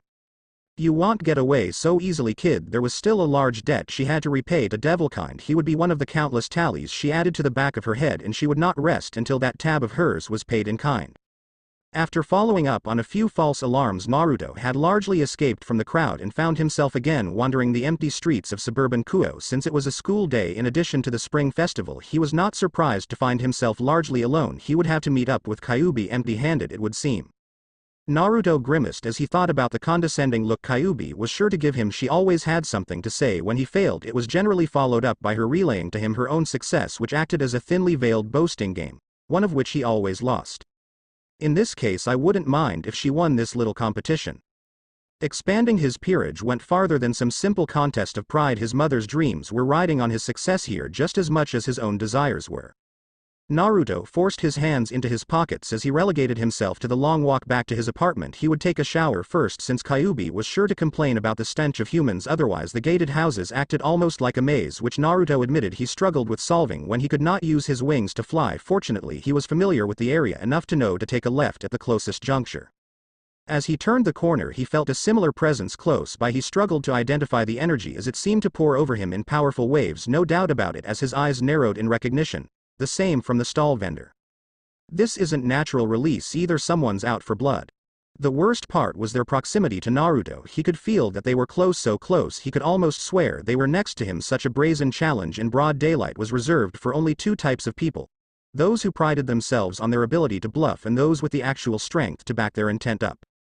To be safe, Naruto began to build his own energy and create a barrier surrounding him. The last thing he needed was humans getting in the way. If this person were to start wrecking the neighborhood, his pocket dimension would keep the real Kuo safe while he dealt with whoever or whatever this thing hunting him was. Their energy was something he had never quite felt before. The sheer amount of emotion behind their strength was something that surpassed even Kyuubi's usual battle lust. Naruto continued down the street he was on in an attempt to calm his nerves and gather some distance between them. There was another intersection up ahead, and he could sense the other presence was fast approaching, with each sequential wave of energy hitting him harder. Unfortunately, he failed to pinpoint the direction because of the sheer amount of energy being bounced around the area. His feet carried him to the center of the street. At that moment, standing in the middle of his barrier, he could feel their eyes on him. Naruto's head turned to the right down one of the streets. The person that stood before him was nothing like he expected. Rather than be some supernatural beast or a devil king, he instead received a member of the church. From beneath her hood, Naruto could see brown eyes boring into him like a drill. All of the emotions he felt rolling off of the woman now came to a crescendo with them face to face. He easily recognized a level of hatred that was unheard of for a nun to have, and all of it was leveled directly at him. "Who are you?" he inquired. Given their lack of restraint, Naruto doubted they were in a talking mood. Still, if they were a member of the church, they had to at least be willing to talk before trying to kill him. "I have nothing to say to a dead man," they articulated with clear distaste. One of their hands grasped the collar of the cloak. With one swift motion, the woman uncovered her body to reveal herself wearing a battlesuit of some kind. A black leotard with matching gloves and boots that extended up her arms and legs. Around her neck she wore a crucifix, confirming his silent suspicions of them being a person of faith. When her energy spiked, he knew she was not lying. The woman, who he noted was aged no more than his mother, launched herself at him with incredible speed. He barely had time to force his wings out of his back before she was upon him. With some luck, he was able to narrowly avoid her attack as her fist went flying down at the ground beneath him. She's not as fast as Kyuubi, but beneath him the earth literally shattered from the impact of just the woman's fist. He could not tear his eyes away from the crater, easily larger than anything he had seen Kyuubi manage with the woman in the epicenter. She brushed some dirt from the knuckles of her fist but otherwise showed no discomfort. If anything, the disgust that painted her face was because she had failed to hit him the first time. With her energy literally pouring off of her in almost physical streams of wind, he could not detect any special technique that had offered her such superhuman strength. With no manifestation on her body, he could not recognize the presence of a sacred gear. Either was the pig-tailed blonde in front of him really human? Despite his apparent height advantage, she offered little sign of concern. Hunching over, she took hold of a large slab of rubble, once the concrete that made up the street, and pulled it from the ground with a mighty roar. With her great strength, she easily threw it toward him and forced Naruto to dodge. I am going to have my hands full here. He really wished Kyuubi had chosen to join him now. What a fool, letting himself get caught like that in the woods far removed from the city. Kyuubi sat in a meadow. She was in a meditative stance, cross-legged with both hands pressed together as her mind and energy reached out to cover the city. Her original objective had been to try and detect any interesting abnormalities that might lead her king to another potential peace, but she had eventually shifted gears to keeping an eye on him. The single piece of advice offered to her by both Kushina and the queen of Naruto's devil acquaintance was that the single most important duty of a queen was the protection of their king. Kyuubi was used to her independence, so the thought of having to look out for someone else had not originally sat well with her. She knew from personal experience Naruto was no slouch in combat, but at the same time she knew better than even he did that no one, not even herself, was infallible. Her intuition to follow his energy signature had turned out to be correct. When a very hostile individual had traveled after him from this spiritual vision, Kyuubi could only make out the black and white outlines of people and buildings, but energy appeared as a bright blue fire to her. This person that had cornered Naruto was indeed dangerous, as the flames seemed to roll of her body with ease, physically affecting her surroundings. Her killing intent goes deeper than anything I've ever felt. Kyuubi opened her eyes, having closed them to concentrate on her second type of sight, and roused herself from the ground. She did not have Naruto's useful teleportation ability, but she knew enough about magical circles that she could replicate one and get close to support him with a wave of her arm. The makings of the familiar Mammon Crimson began to appear beneath her feet. A creeping feeling in her chest made her turn around toward the deeper part of the forest. There was nothing immediately visible, but she could have sworn she felt something. Her slitted eyes filtered back and forth to try and detect the presence again, but there was nothing. With some reluctance, she continued to build her magical circle. After a moment, she heard the distinctive crunch of someone breaking bark. So I was right. Kyuubi cancelled her magical circle and shifted the power to her hands. The familiar white of foxfire began to gather. Her ears were particularly sensitive to such slight sounds, and so she tried to lock down the location of the person facing off against her. Unfortunately, despite their single slip-up, they were rather well trained and had managed to stay out of sight. Then the glint of gold forced Kyuubi's attention to the top branches of the nearest tree. A hail of arrows fired from within the leaf-ridden branches forced her to leap to the side. In retaliation, she threw her complete fireball at the source.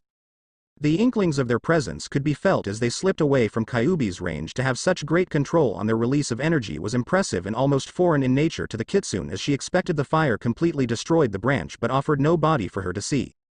Her eyes flicked back to the projectiles that had been used against her and realized they were inherently different than the light weapons. They had initially resembled the arrows while still retaining their bright yellow texture, were physical in nature. Someone had actually crafted them using a forge of some kind. She could sense a familiar tinge of spiritual energy inside of them, not unlike the presence that now hid within the surrounding forest. From her blind spot, another arrow came flying out from the trees, aimed perfectly for a spot beneath her shoulder blade. The attack was sure to hit her heart if its trajectory was unchanged. Luckily, Kyuubi's enhanced ears detected the change in wind pressure from behind. She turned to face the attack head-on. If they are physical, then they are nothing more than glowing twigs to be broken. With her hand, Kyuubi swung out to push the well-aimed arrow away from her. As that part of her body touched the arrow, she sensed something very harmful coating it. The spirit energy. When Kyuubi's gloved hand touched the side of the arrow, her skin felt as if it had been set on fire and rocked her body with debilitating pain. Ku. The overwhelming pain was voiced with a single grunt. The arrow was successfully thrown off course, but Kyuubi had been severely wounded by just a glancing blow. She covered the sizzling hand and had to resist the urge to double over from the pain. Still, she was a nine-tailed fox and queen devil. She refused to offer her opponent the satisfaction of her crying out. That spiritual energy is incredibly effective against me. Just what is it made of?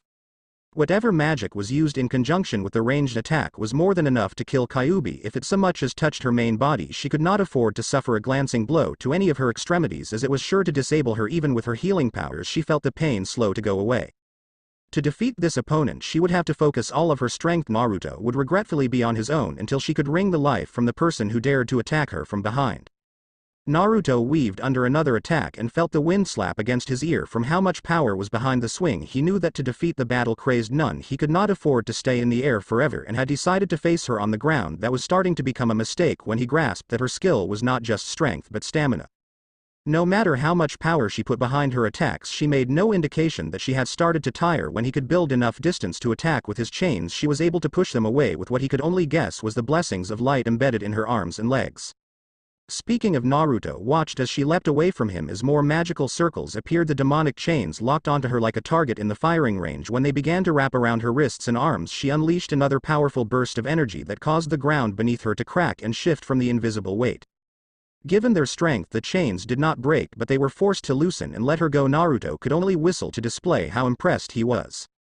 The most astounding piece of all was that the few wounds he had managed to force on her were quickly healed. His eyes drifted to the identical rings on the woman's two middle fingers and recognized the familiar strength of a sacred gear being activated within seconds of the green light enveloping her hand. Whatever wound she suffered went away with a single touch. This woman is exactly the type I've been looking for. Unfortunately, her overwhelming power made it difficult for him to formulate a plan to properly capture her. Without Kyuubi to aid him, he was at a serious disadvantage. The types of magic he had at his disposal were rather limited, and while he considered the thought of overwhelming her with chains like he did Kyuubi, he had a feeling her blessed aura would prevent the attack from taking full hold of her body. "You have great strength," Naruto confessed as he flew back out of her range using the wings on his back. "Can't you at least offer me your name?" "Fine," she said, a bitter smirk splayed across her lips. "You've survived long enough to earn that much, I suppose." He watched as she approached a light pole and placed her hand up against the cold steel. After a moment, her fingers clenched around the stalk and made it fold in like paper. Now holding the long object like a bat, she gave it a few test swings before setting her sights on his hovering figure. "My name is Tsunade," she declared with pride. Her legs tensed as she kicked off from the ground and sent herself straight toward him. "And you're just another devil to add to my list of kills." Naruto narrowly dodged out of the way of the aggressive attack. She was not one to give up so easily, and when her body began to fall back down to the earth, she twisted around and threw the pole at him. The attack was too close to dodge, and Naruto was forced to take the brunt of it, head on, his arms up against his chest to protect the rest of his body. Ah! The steel fell to the ground in a heap after hitting him, its body crushed beyond repair. Naruto panted from exhaustion and winced from the pain that racked the back of his arms. "I can't survive another one of those." Inside his chest, he felt a familiar sense of danger affecting his missing queen piece. Kyuubi must have been in a similar situation to him, which revealed the truth as to why she had not come to his aid sooner. As much as Naruto wanted to keep fighting and subdue Tsunade, he knew that as they were now, he would surely lose against her. He could not afford to lose Kyuubi due to his own selfishness either. If they could live to fight another day, he was confident that he and his queen could take Tsunade together. His mind made up, Naruto focused on the flying thunder god seal he had attached to the kitsune. She was a considerable distance away, but the teleportation would take only a moment. In a flash, he had disappeared. With him went the barrier and all of the protective magic involved. Tsunade, staring incredulously at the piece of sky he had once occupied, was now alone in a perfectly normal-looking street. Any damage they had created had disappeared like it had all been a dream of some kind. The nun's surprise lasted only a moment before a familiar look of rage crossed her visage. Her fist began to shake in what could only be a failed attempt to calm herself. In a sudden movement, the elbow snapped her fist into the nearest wall, causing it to instantly shatter from the great force. His surroundings quickly shifted from the blue sky and clouds to a field of green grass surrounded by a thicket of wood. Naruto's eyes flickered around to get a better understanding of the place occupied by Kyuubi. The nine-tailed fox in question was beneath him, huddled in a low crouch with a magical barrier covering her from attack. All around them on the ground were golden arrows that had been forced to harmlessly bounce off her shield. He quickly noticed that not all of the attacks had missed, as Kyuubi was bleeding profusely from the leg, with one of the golden arrows still stuck inside. Various other wounds decorated her body as glancing hits, he guessed. Naruto could not help but show his surprise at his queen's condition. He had never seen Kyuubi struggle so much against an opponent. Not only that, but whatever rage she had was already lost to an odd emotion. Naruto could only peg for genuine concern of her condition in the fight. "Kyuubi!" he exclaimed, kneeling to join her. His hands wandered to the wound on her leg, and he wondered why she had not healed herself yet. With one hand the Nine-Tails steadied herself on the ground and with the other maintained the ever smaller barrier. So hurt was she that Naruto could see her body physically shaking in pain. Still, to her credit, Kyuubi refused to even groan from discomfort. "Naruto, don't touch it," Kyuubi growled, forcing his hands to stop mere inches away from the arrow in her leg. "It's poisonous to the touch. The pain will disable you for sure." He narrowed his eyes, shifting from her nervous gaze to the wounded leg. No wonder the enemy had the advantage if they were using a dirty trick like that. Still, Naruto's eyes panned around and saw that the stumps of wood surrounding them had once been a healthy forest. Kyuubi had burned it all down, leaving only broken and burning trunks behind. Whoever was out there still pelting them with arrows was quick enough to move from the remaining cover without so much as a shadow being left behind. "We need to get you out of here," Kyuubi, Naruto whispered tenderly, grabbing her shoulder. Despite the direness of the situation, Naruto still had the strength for them to escape. "Before that, we have to lure them out long enough to see their face," Kyuubi retorted, grunting as she shifted the wounded leg. "I've been studying their attacks and they don't resemble any kind of magic I've encountered. If we see their face, I can use it to identify them later." That was a tall order she was asking for, but there was some logic behind it. If this was a new or unique kind of magic, knowing what the user looked like would help their research. The answer was surprisingly astute for Kyuubi, whom he had pegged earlier for being a pure battle junkie. "Alright, but let me handle that. You have done enough." His eyes flicked back down to the arrow. The spiritual energy inside would prevent Kyuubi from properly entering his body if he were to try and absorb her, and she obviously could not walk on that leg. "We have to remove it first though." Kyuubi's eyes widened when she saw his hands again go to reach for the wound. Her free hand grasped his wrist with an unnecessary amount of strength. "Didn't you hear what I said before?" Her voice cracked from her growing sense of desperation.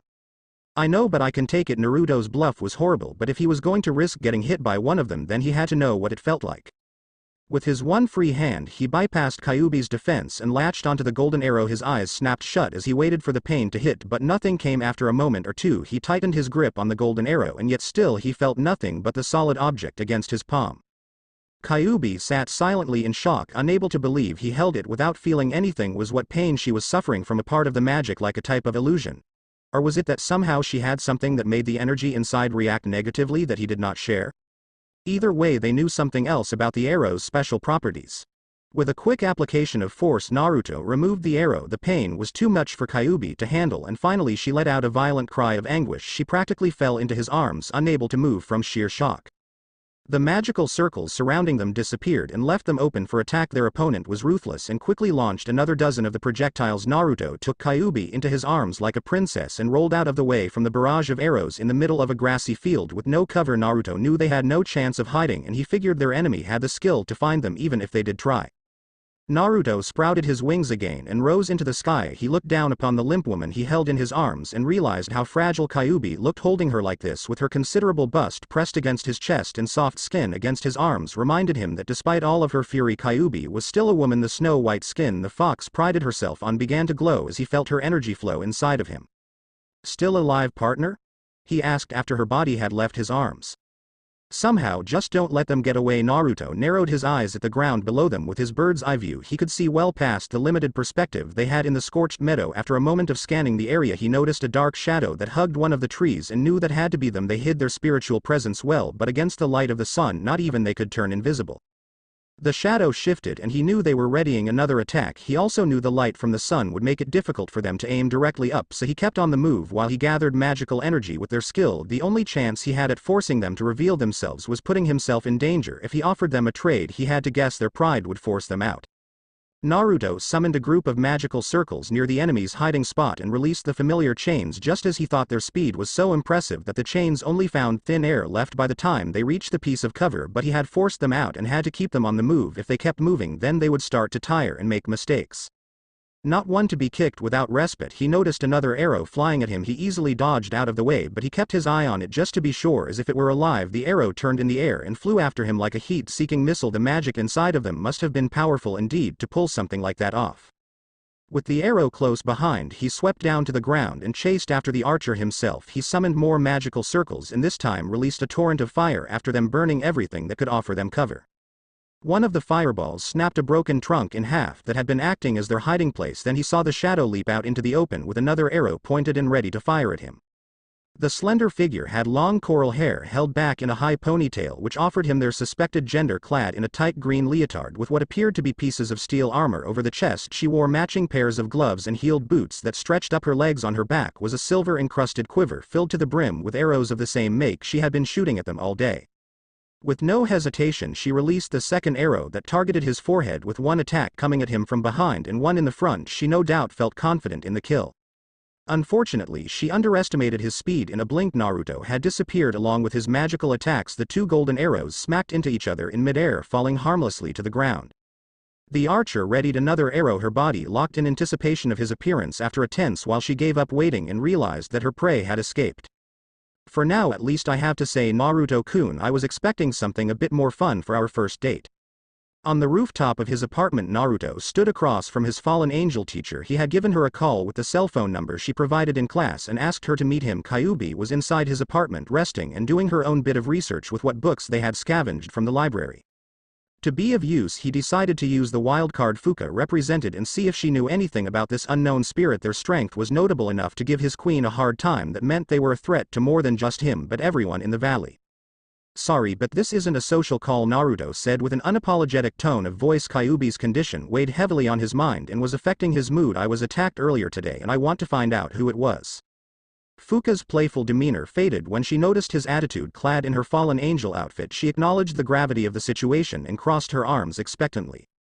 A woman in some leotard outfit I've never seen before fired golden arrows that were poisonous to Kyuubi but didn't hurt me. She was incredibly fast too. Naruto offered the major points to his counterpart. The rest of the details surrounding their encounter would only drag the conversation on into speculation. Doesn't ring a bell of anyone specific. Was it a light weapon? Fuka asked. She was following a similar train of thought he originally shared, but had the weapon been made of light he too would have been burned. No, otherwise it would have hurt me too. She didn't show any kind of capability in flying. Now that I think about it, if she were an angel or devil she could have used her wings. Naruto expressed his thoughts out loud, sparking further conversation. If she didn't have wings, that leaves the three factions out. Either she was some sacred gear user, a creature made to look like a human, or maybe she's completely foreign, Fuka commented, finger caressing her chin in thought. Naruto perked up at her final note. A foreigner of some kind might make some kind of sense. Her skill, if she had been wielding a sacred gear, would have implied great natural talent on her end with archery. With that unnatural speed, he just could not recognize her as a normal human. What do you mean by foreign? He probed his teacher's idle thoughts. Fuka's eyes narrowed in response to his question. With her brain now on the topic, she paused a moment before offering her first impression. Well, if we rule out her being a normal human, then there is the chance she comes from another religion. The fallen angels, devils and angels all fit under the larger Christianity, but there are plenty of others out there. Maybe she came from somewhere else in Asia or Europe. She could even be a god herself. The thought that he and Kyuubi had just faced off someone of divine level was chilling to say the least, but Fuka's extrapolation was starting to make more and more sense in his head. I think you are onto something, Fuka-sensei. What kind of repercussions could there be for another religion attacking us? There had to be some sort of treaty or basic understanding between religions, otherwise something bigger than even the Great War between the three factions would have occurred by then. If this person was willing to break that by attacking Kyuubi, what did that mean about their sense of self-confidence? They were literally defying all devil authority by attacking them so freely. Either they were stupid or ridiculously powerful. Well, if they aren't careful about who they target, they could make themselves the enemy of every faction, Fuka said, confirming his suspicions. That would spell trouble for more than just them, but also everyone else from wherever they're from. I guess for now we just have to keep our eyes open for when they strike again. If they do, he added the last part on as an afterthought, since he was fairly confident they would come again. Someone with that level of skill had not come to Japan just for one failed hunt. They were here for something bigger. He just knew it. Well, I am happy to be of help. Fuka's grin widened into something quite devilish. She approached him and placed her hands on his cheeks, holding his face still. I'll take my reward now. Naruto decided not to struggle against the fallen angel since he had promised to give her something if she offered something useful. He had a sneaking suspicion it would be a kiss, and it seemed Fuka was not one to disappoint. Their lips met, her dark red lipstick rubbing against his pale pink skin. Her experience far outweighed his own, and he felt himself melting into putty right in her arms. One of her hands released his cheek and captured his limp wrist, forcing his hand onto her naked hips. His other hand fell to the same fate as the redhead moaned into his mouth, her tongue pushing against his entrance.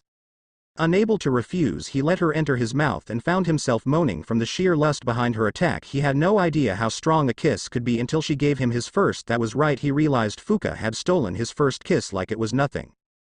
But as she deepened the kiss and forced their tongues to battle, he felt a part of his energy rising up from his stomach through his mouth. He felt her take in a portion of his demonic energy. His moaning turned into muffled grunts as he tried to push her away, to little effect. Fuka opened her eyes as she slowly began to pull away from him. Apart from the saliva that connected their bruised lips, a visible blue stream of energy extended from the depths of Naruto's mouth into Fuka's. The trail disappeared when Fuka closed her mouth and seductively wiped her lips. Naruto stumbled back in an attempt to defend himself, but Fuka made no moves to attack. A low purr from deep within her chest made it very clear she was satisfied with whatever she had just done. "You taste good, Naruto-kun," Fuka commented with a particularly sultry undertone. With a finger to her lips, she teased him by blowing another kiss his way. "Thanks for the energy, and don't worry, I didn't take too much, it will come back with time." What the hell was that? Her assurances meant little to him at the moment as he struggled to figure out just what she did to him. No one had ever mentioned to him that fallen angels had such a power to take energy. "A gift from my previous master." Fuka's smile turned hollow as she lost the excitement from before. She was remembering something with what looked like regret. "Farewell, Naruto-kun." Before he could press the issue, she took off with those jet black wings of hers. Now alone, he forced himself to calm down. If she had wanted to do something malicious, she could have. During his weakness, for some reason Fuka wanted his energy, and if it were going to restore itself as she promised, then he supposed there was little issue. Still, he reminded himself to be mindful of beautiful women and their lips in the future. That same night, Rias Gremory found herself on her way back to the female dormitory after an exhausting night of contract work. Unfortunately, Akeno's usual presence was absent as she was forced to remain late at her final job of the night. No matter, Rias thought, as she had not planned to stay up long anyway. Aika is still struggling over that nun issue. I'll have to talk to her tomorrow. Her beloved servant and newest member of the Gremory family, owner of a sacred gear far more powerful than the twice critical it resembled, had stubbornly been ignoring Rias' advice on the matter. Despite her perverted exterior, the young girl had a rather large heart that Rias could only empathize with. Still, they could not afford to start stepping into everyone's business simply on a heroic whim. If she were younger with a similar conundrum, she may have asked her brother for advice. Now Rias had chosen to walk the path of a proper heiress and would handle things herself. She may like to spoil her servants for the most part, but with Aika she may have really needed to put her foot down. So enraptured by her thoughts was she that Rias failed to sense the presence tailing her. Not that it would have been an easy feat for even someone of her level, as this person had displayed great ability in covering their tracks while they hunted from the nearby trees within the school grounds. The archer took careful aim at the devil princess.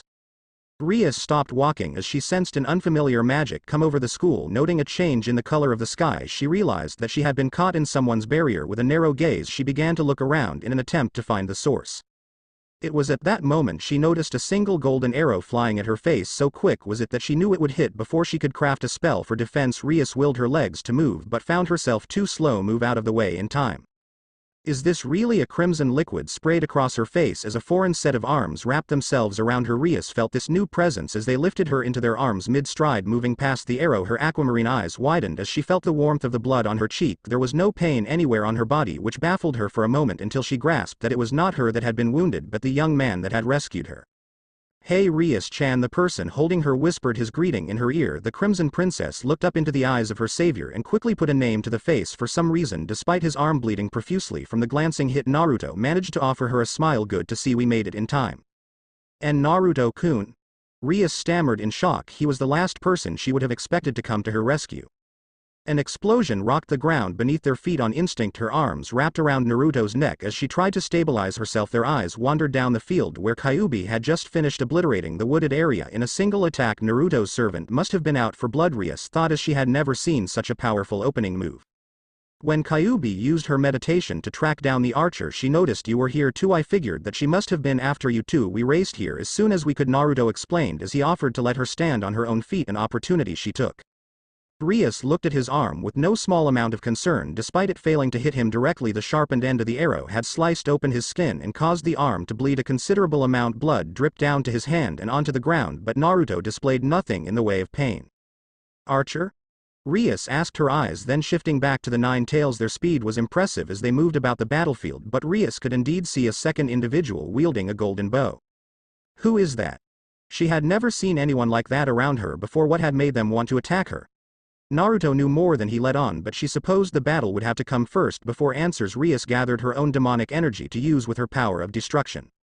Before she could release her own magic, Naruto held up a hand in front of her. He simply shook his head and bid her to watch.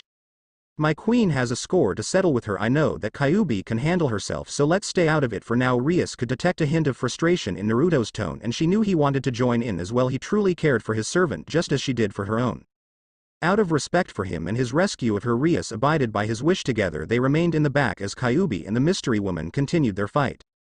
Kyuubi created a magical circle and knocked the arrow away before it could hit her body. In retaliation, she gathered energy around her tails and threw a flurry of fireballs at her agile opponent without the trees to use for cover. The archer had been constantly leaping about in the air as she fired to keep Kyuubi off balance. Remaining in the air left her vulnerable to a well-aimed attack, though the archer, an Amazon in height and build, took out 3 arrows and fired each in quick succession. Each hit a fireball, causing the attacks to cancel one another out. There. One of Kyuubi's fireballs had not been directly aimed at her, which had caused her opponent to ignore the attack. Instead, the fireball hit the ground where the archer was about to fall and allowed a large explosion to rock the battlefield. Not one to lose the momentum of her offensive, Kyuubi waved her arm about in front of her and created a dozen magical circles. Rather than spawn an attack of some kind, Kyuubi instead pushed the circles closer to the smoking crater and surrounded the area with a thick magical force. Now surrounding the archer was a near impenetrable barrier, rendering her unable to escape. Kyuubi was now free to kill the struggling insect as she pleased. That's enough, Kyuubi, she heard Naruto give the order from behind. He and the other devil girl had closed the distance after the barrier had been erected. She contemplated whether to disobey him and follow through with the attack, but ultimately decided against it. Good job, you did well. I am assuming you have something you want to say to the little pest? Kyuubi sneered, and her tone made it very clear she wanted nothing more to finish them off. That's right, I think it's time we appropriately greet our foreign counterpart, Naruto said as he stepped past Kyuubi and approached the edge of the entrapment. Kyuubi lowered her arm but kept her concentration on the barrier. So far the single person inside had not tried to escape, but she would not put it past them. They were too dangerous to just release again, so she hoped Naruto had something in mind. Rias remained at her side as the two watched Naruto open his dialogue. Hey, you still alive in there? Naruto called out to the warrior woman as she stood in the center of the crater, unmoving and silent. Whether she had resigned to her fate or was formulating a method to escape was hard to say, but Naruto had no intentions of letting her go. From beneath the woman's feet another Mammon circle appeared and Naruto's chains took hold of her body. She was forced to drop her bow in the ensuing struggle that left her properly restrained. Kyuubi kept the barrier up, though just in case she managed to escape. You just tried to kill a high-class devil and sister of one of the Mao, Naruto said, trying to make his tone sound at least somewhat intimidating. He raised an inquisitive brow at her lack of response. You sure you have nothing to say in your defense, Artemis? The last word he uttered was said as more of a question than a statement as he tried to get a rise out of her. The tactic worked as the woman widened her eyes and ceased her futile struggle against his chains. How do you know my name, demon? Naruto could not help but smirk at his sudden advantage.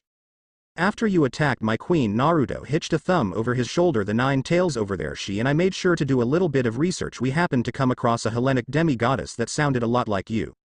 Artemis? Rias muttered behind him, as in the Greek goddess of the hunt? The same, Naruto said. In return his eyes narrowed on the bow and arrows now useless to restrained woman. We also found out she has a habit of both hurting and helping women. Apparently her arrows are particularly toxic to the female gender. Artemis offered them nothing but a venomous glare. As someone of her level of strength, Naruto was sure she rarely if ever ran into someone who could actually give her trouble like they did. She was lucky they caught her before she managed to kill Rias, since he was fairly certain Seer's ex Lucifer would not be so kind as to capture her.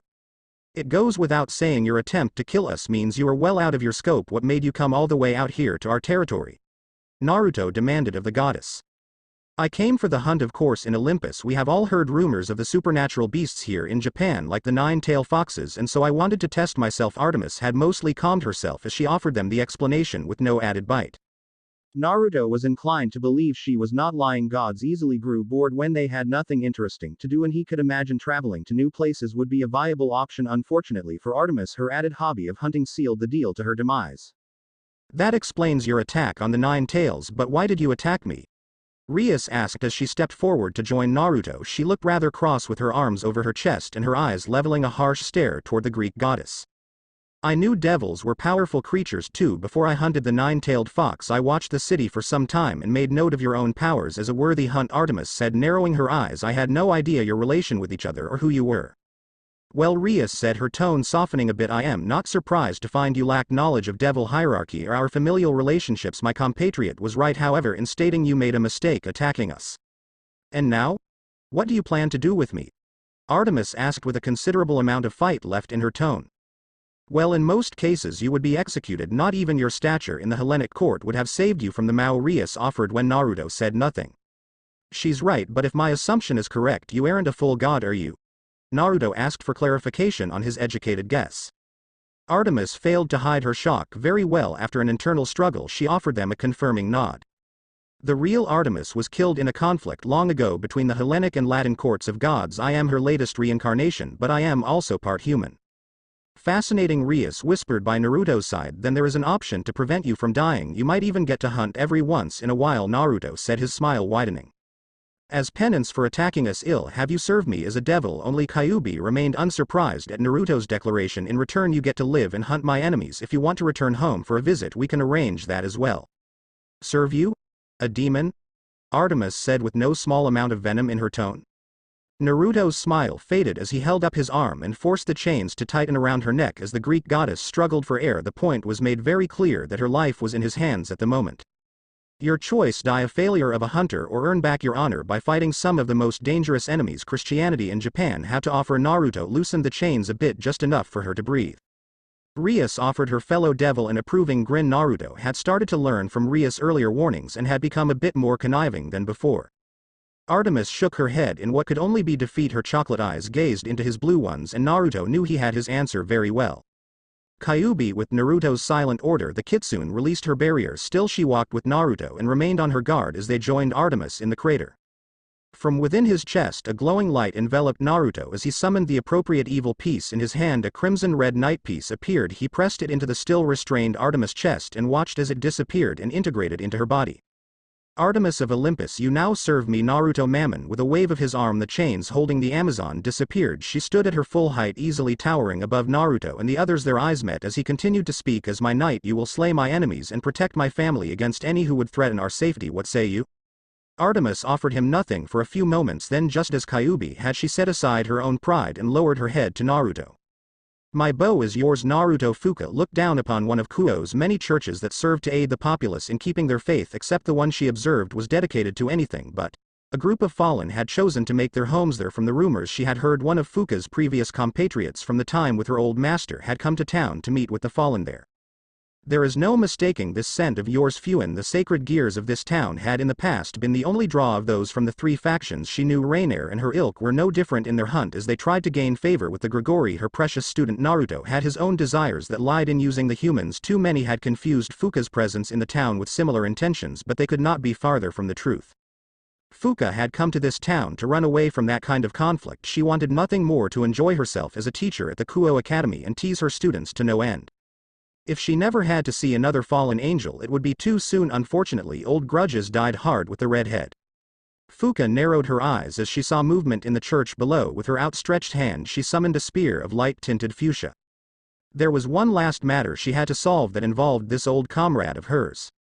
A matching set of raven wings flapped behind the fast-approaching figure from the ground. Together they stood across from one another, hovering above in the night sky. While Fuka had prepared her weapon, the woman opposite chose to do no such thing. She could only guess it was some attempt to mock her.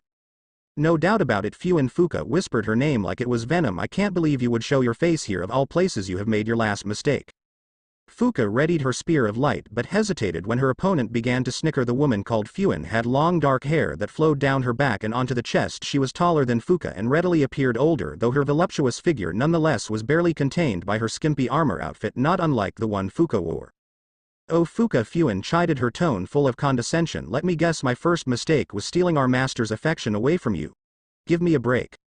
As her hands tightened around the spear of light, Fuka's rising emotions began to show themselves. She knew Fuin was just trying to get inside her head, but it did not make her words any less true. You should feel lucky, Fuka dear, that our master even bothered to waste that sacred gear on you, Fuin said, laughing again as Fuka's brows shot up. Yes, I remember it well. Paralyzing touch, right? Don't mock me. Fuka shot forward with her wings. Her spear was pointed straight for Fuin as they threatened to collide. A shot of light appeared and Fuin wielded her own light spear, this one colored in the shade of amber. The weapons sparked against one another just before the attack could spear through Fuin. Fuka forced all of her weight into the spear as their faces almost touched from proximity. Fuin, rather than be concerned, simply offered her old friend a lazy smile. I am afraid you haven't gotten any better since the last time we fought. Fuin weaved out of the way of another strike. She sent her own spear for Fuka, who was just barely able to block in time. You are still as emotional as ever. Shut up. Fuka flew back to gain some distance between them, wielding her spear like a javelin. She threw it straight for Fuin. Unimpressed, Fuin smacked the light weapon with her own and forced it to crumble into nothingness. In the short but vicious encounter, neither had managed to sustain a wound. "Come now, Fuka, we both know you were always terrible with magic. Your spear is all you have," Fuin said, a dangerous look in her eye. The taunting shifted into something much more threatening. "You leave yourself open." Fuka saw her opponent fly straight toward her with weapon in hand. The loss of her spear was done on purpose, though contrary to what Fuin believed. Summoning the energy she took from Naruto, Fuka forced a magical circle to appear between them. That's Fuin paused, taken aback. Chains launched out from the crimson circle and surrounded Fuin. They wrapped around her body and painfully embedded themselves with barbs. The cry of pain the other fallen angel released was music to Fuka's ears as she forced the chains to tighten around her body. "I only had enough to make one magic circle, but it should be enough." Now that Fuin was immobilized, Fuka could finish her off. The chains created by her paled in comparison to their original owner, but for someone like Fuin it would be enough. Fuka summoned another spear of light and allowed herself to smile in victory. She had finally defeated Fuin and gotten her revenge. "It's Ove." Fuka's eyes widened when she was overshadowed by darkness. In the next moment she was surrounded by the fallen she recognized as Reinare's band of misfits. The busty Calawarner was in front of her with a light blade held to Fuka's neck. The pipsqueak Middlet and the stalker Donasek were at her sides with similar weapons held to Fuka's vital spots. "You." Her eyes shifted past them and saw Reiner remove the chains from Fuin. No. She was so close. What kind of deal had they made for Fuin to get away with this? Fuka was shaking with unbridled rage as tears began to build in her eyes. "I heard some racket and decided to investigate," Reiner said. Her vicious smile turned soft as she went from Fuka to the freed Fuin. "I expect our deal is still on then?" "Right," Fuin muttered. All of the play had been removed from her tone. She returned Fuka's glare with one of her own. "I hadn't expected her to find something so powerful in a short time. I got careless." "Then I'll be taking her," Reiner said, snapping her fingers. Before Fuka could say another word, Donasek's arm slammed against the back of her neck. She was knocked unconscious and taken into the larger Mon's arms. "I hope I can report her death to my master with validity this time." Fuin posed the question to Reiner as the other fallen retreated back into the church with Fuka.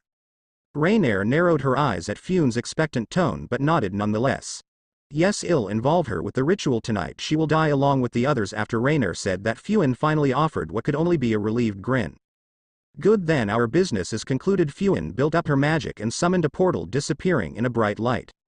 The smile Reiner had offered her was lost as soon as she had disappeared. Reinare's gaze drifted back down to the church and deeper within the plans she had carefully prepared. A smile that could only be described as demonic was splayed across her lips. "This will be a good night, I am sure of it." Naruto found himself trailing behind the recently introduced Tsubaki. Shinra, the vice president of the student council, had requested as an order from her president that he stay after school to discuss something with them. While Naruto did not want to cause any trouble with humans, he had originally planned to ignore the request. That was until he realized the student council were a family of devils similar to Rias Club in that they used it as a disguise.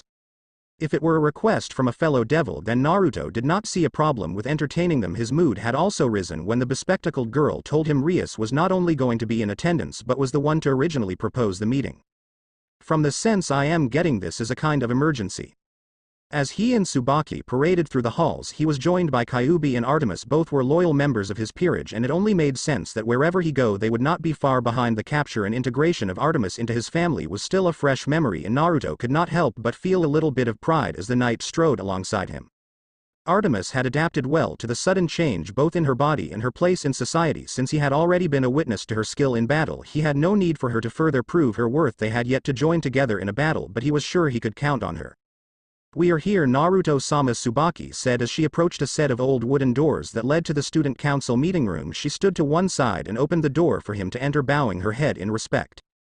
Naruto nodded and entered through the door. Before he was fully through, he turned back to Tsubaki. When she noticed he did not pass her, she looked up and was greeted by a cheeky smile of his. He enjoyed the flustered look that came over her face. "You know you don't have to call me Naruto-sama. I wouldn't mind it if you and the others in the student council called me Naruto-kun," he said, mimicking his offer to the occult research club. "As nice as the title is, that isn't how you make friends." If he wanted to succeed where his ancestors failed, he had to learn a bit of humility. "I'll be sure to relay that to the others," Tsubaki stammered out as his surprise attack was a success. "Good, then shall we go?" he called to his compatriots as he entered. Out of concern, he turned to make sure they were comfortable. Kyuubi had chosen to roll her eyes in response but followed him inside. All the same, Artemis was forced to duck under the head of the door but quickly caught back up. The vice president entered last and closed the door behind them. "Welcome Naruto-kun," Rias said from her seat at the round table. "Please sit." Naruto Mammon Dono offered the other girl at the table, who had short dark hair and another pair of glasses. He quickly recognized her as the student council president Soma Shitori. Naruto's eyes reviewed the room he was in and noticed that they were in fact surrounded by other devils. Rias and Soma's peerage stood behind their respectful masters against the back walls. There was a single empty seat at the table for him to take. It almost made him think they were going to have a war council or peace talks of some sort, and his stomach suddenly felt a bit uncomfortable. "Thanks," Naruto said, taking the seat. Kyuubi and Artemis stood behind him across the room from Rias' own family. Despite the tense atmosphere, Akeno and the others seemed to be in good spirits. Naruto's attention drifted past Rias again to take a double take. One devil was missing. Aika, the pervert girl. Perhaps that was why he had been called here on such short notice. He would have to wait and see to be sure. "Thank you for agreeing to come on such short notice, Mammon Dono. I know it was rude of us to extend an invitation without a proper greeting, but Rias assured me you would come." With mention of her name, Soma said, bowing her head slightly in apology.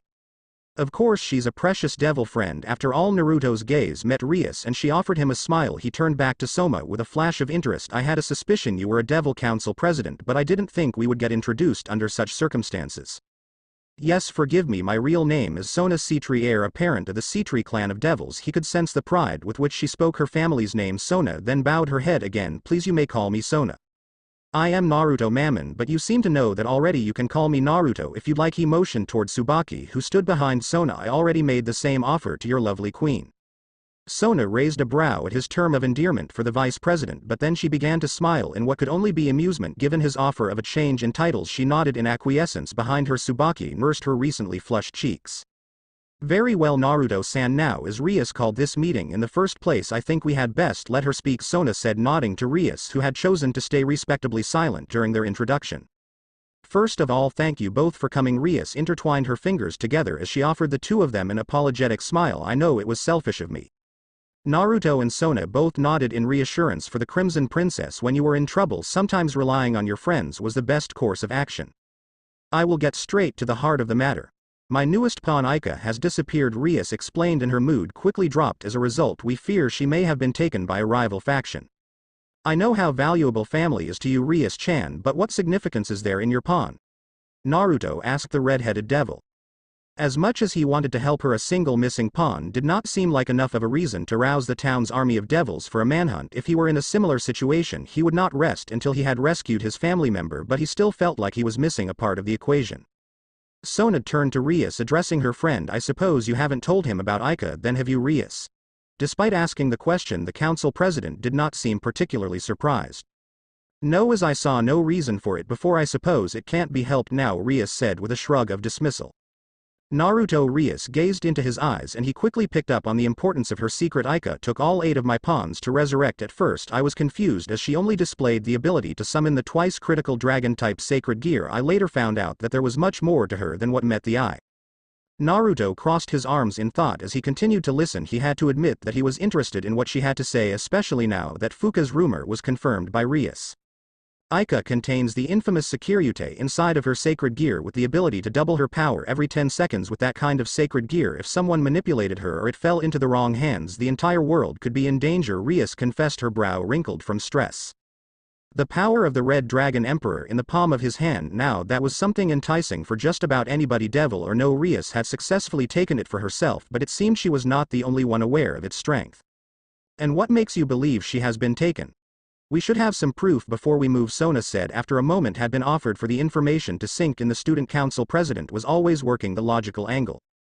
Rias narrowed her eyes in what Naruto thought looked like frustration. After a moment she began to speak with a small amount of regret laced in her tone. "This whole mess started after Aika became acquainted with a girl by the name of Asi Argento. She is a nun who appears to have the Twilight Healing Sacred Gear and is currently working with the Fallen Angels, though Aika assured me that their partnership was not by choice."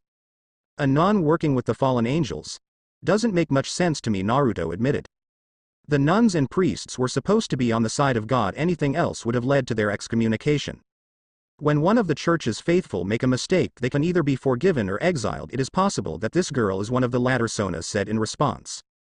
If she were exiled, Rias cut in her eyes narrowed, then she would no longer be able to rely on the church to live. The fallen must have discovered her sacred gear and considered her worth something, at least enough to take care of her. And you think Aika went after Asia? Sona asked. She then readjusted her glasses to the bridge of her nose. I thought you made it clear to her she was not to pursue them? Rias could do nothing but sigh in what he pegged for defeat. To be honest, I knew something like this would happen. That was why I planned to set up the events so that we would face the fallen angels together. But Rias began to trail off and she bit her thumb in annoyance. But she went on ahead herself. Naruto finished the sentence for her, equally exasperated. The uncomfortable feeling in his gut was only getting worse. The table remained uncomfortably silent until Naruto straightened up. A stray thought in his mind had suddenly pushed itself to the tip of his tongue, and he simply felt the need to ask. His compatriots had noticed his sudden twitch and had their eyes on him waiting. If she is the Securitas owner as you say, couldn't she use the power to defend herself? I thought it was supposed to be one of the Longinus, the 13 unique sacred gears that were irreplaceable, Naruto said as he knew at least some things concerning sacred gears, mostly from having one of his own. Rias offered him a pair of remorseful eyes as she merely shook her head. Aika is still too physically weak to properly use that power effectively, she said, and Naruto finally understood why she was so worried for her servant's safety. So why have you not gone after her yourselves? Sona asked, pushing the conversation forward. Rias nodded in response. We have located their suspected base of operations at one of the nearby churches, but I wanted to cover my bases all the same. Given that Aika has put us in this difficult situation, I don't want to take any further risks that may endanger her. This is partly my fault after all, Rias muttered, sounding rather bitter about herself. Well then, Naruto said as he stood up from his chair. He offered his fellow devils a confident smirk. We just have to go and save her, right? Rias' nervous fidgeting with her hands ended as he said those words. She was stunned for a moment before her lips began to curve into appreciation. The rest of Rias' peerage, who had been struggling with their own stress, noticeably let their shoulders sag in relief to Naruto's declaration of support. They too offered him their own appreciation with smiles and silent words of thanks. As heroic as that was, Naruto-san, Sona interrupted his moment, though she was smiling. Perhaps we can come up with some kind of strategy before we leave? Rias turned back to her fellow female devil and giggled a bit. She had to have been entertaining a similar idea. Naruto chuckled and pocketed his hands. The prospect of taking the fight to the fallen angels had gotten him a little too excited. He was eager to see what Rias and the others could do, so he just wanted to head out right away. Not only that, but he wanted to see Kyuubi and Artemis work together for the first time. Sorry, of course, that makes sense. Naruto remained where he stood but indicated she continue. What did you have in mind, Sona-san? Sona turned her head to look behind her. Tsubaki. In response, Sona's queen stepped forward and stood at attention. As everyone rested? She asked. Yes, Council President, they are ready to go, Tsubaki said.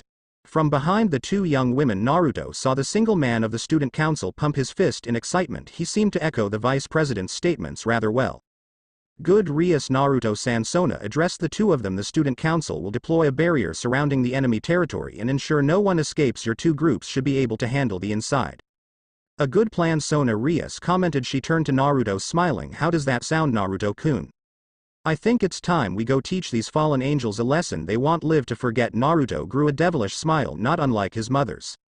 Rias and Sona both shared it with him. The young devils were on the warpath. Naruto-kun, in response to his name being called, Naruto paused in the hallway. The other devils were still shuffling out of the room to make their preparations and head to the site. Kyuubi and Artemis were a little ahead of him and paused as he did. They saw Rias approach him with akeno close behind. Rias-chan, don't worry about Aika. Naruto thumbed his chest, offering her another smile. I'll help you get her back safe and sound. I know, Naruto-kun, thank you for supporting me. She offered him another sweet smile that made him melt. It was a very heroic thing to do, Naruto-kun. Fu, Akeno said, giggling as she did. How is your arm? Asked Rias as she shifted the subject away from the meeting. He noticed her small fingers gently tug on the sleeve of his blazer close to where he suffered the wound from Artemis' arrow. There was a certain feeling of guilt he gleaned from her eyes. His smile grew a bit as his own hand wrapped around hers, offering it a friendly squeeze.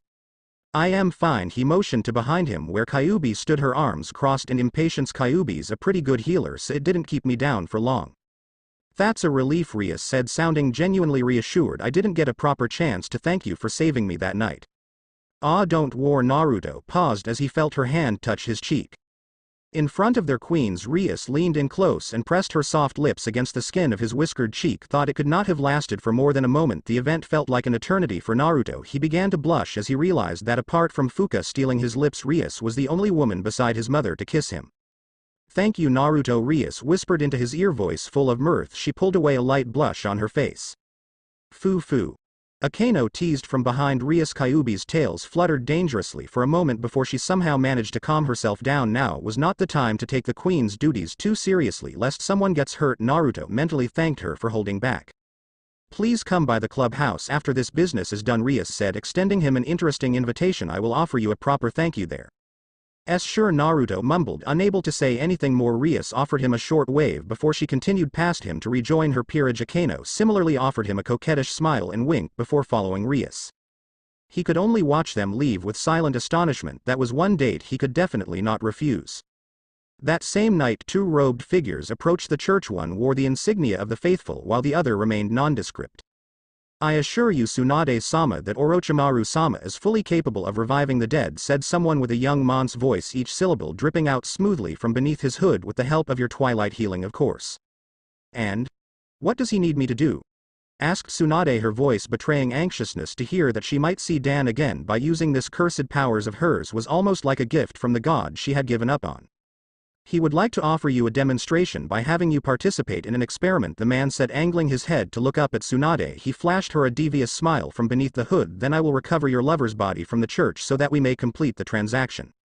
The fear and excitement she was feeling threatened to burst out of Tsunade's chest. She knew it was a shot in the dark to accept the help of this stranger, but she had nothing left to lose. After being defeated by the devil, she started to realize that she may have lost her edge after all, if nothing else before she died. If she could bring Dan back, then she would consider her debts paid off.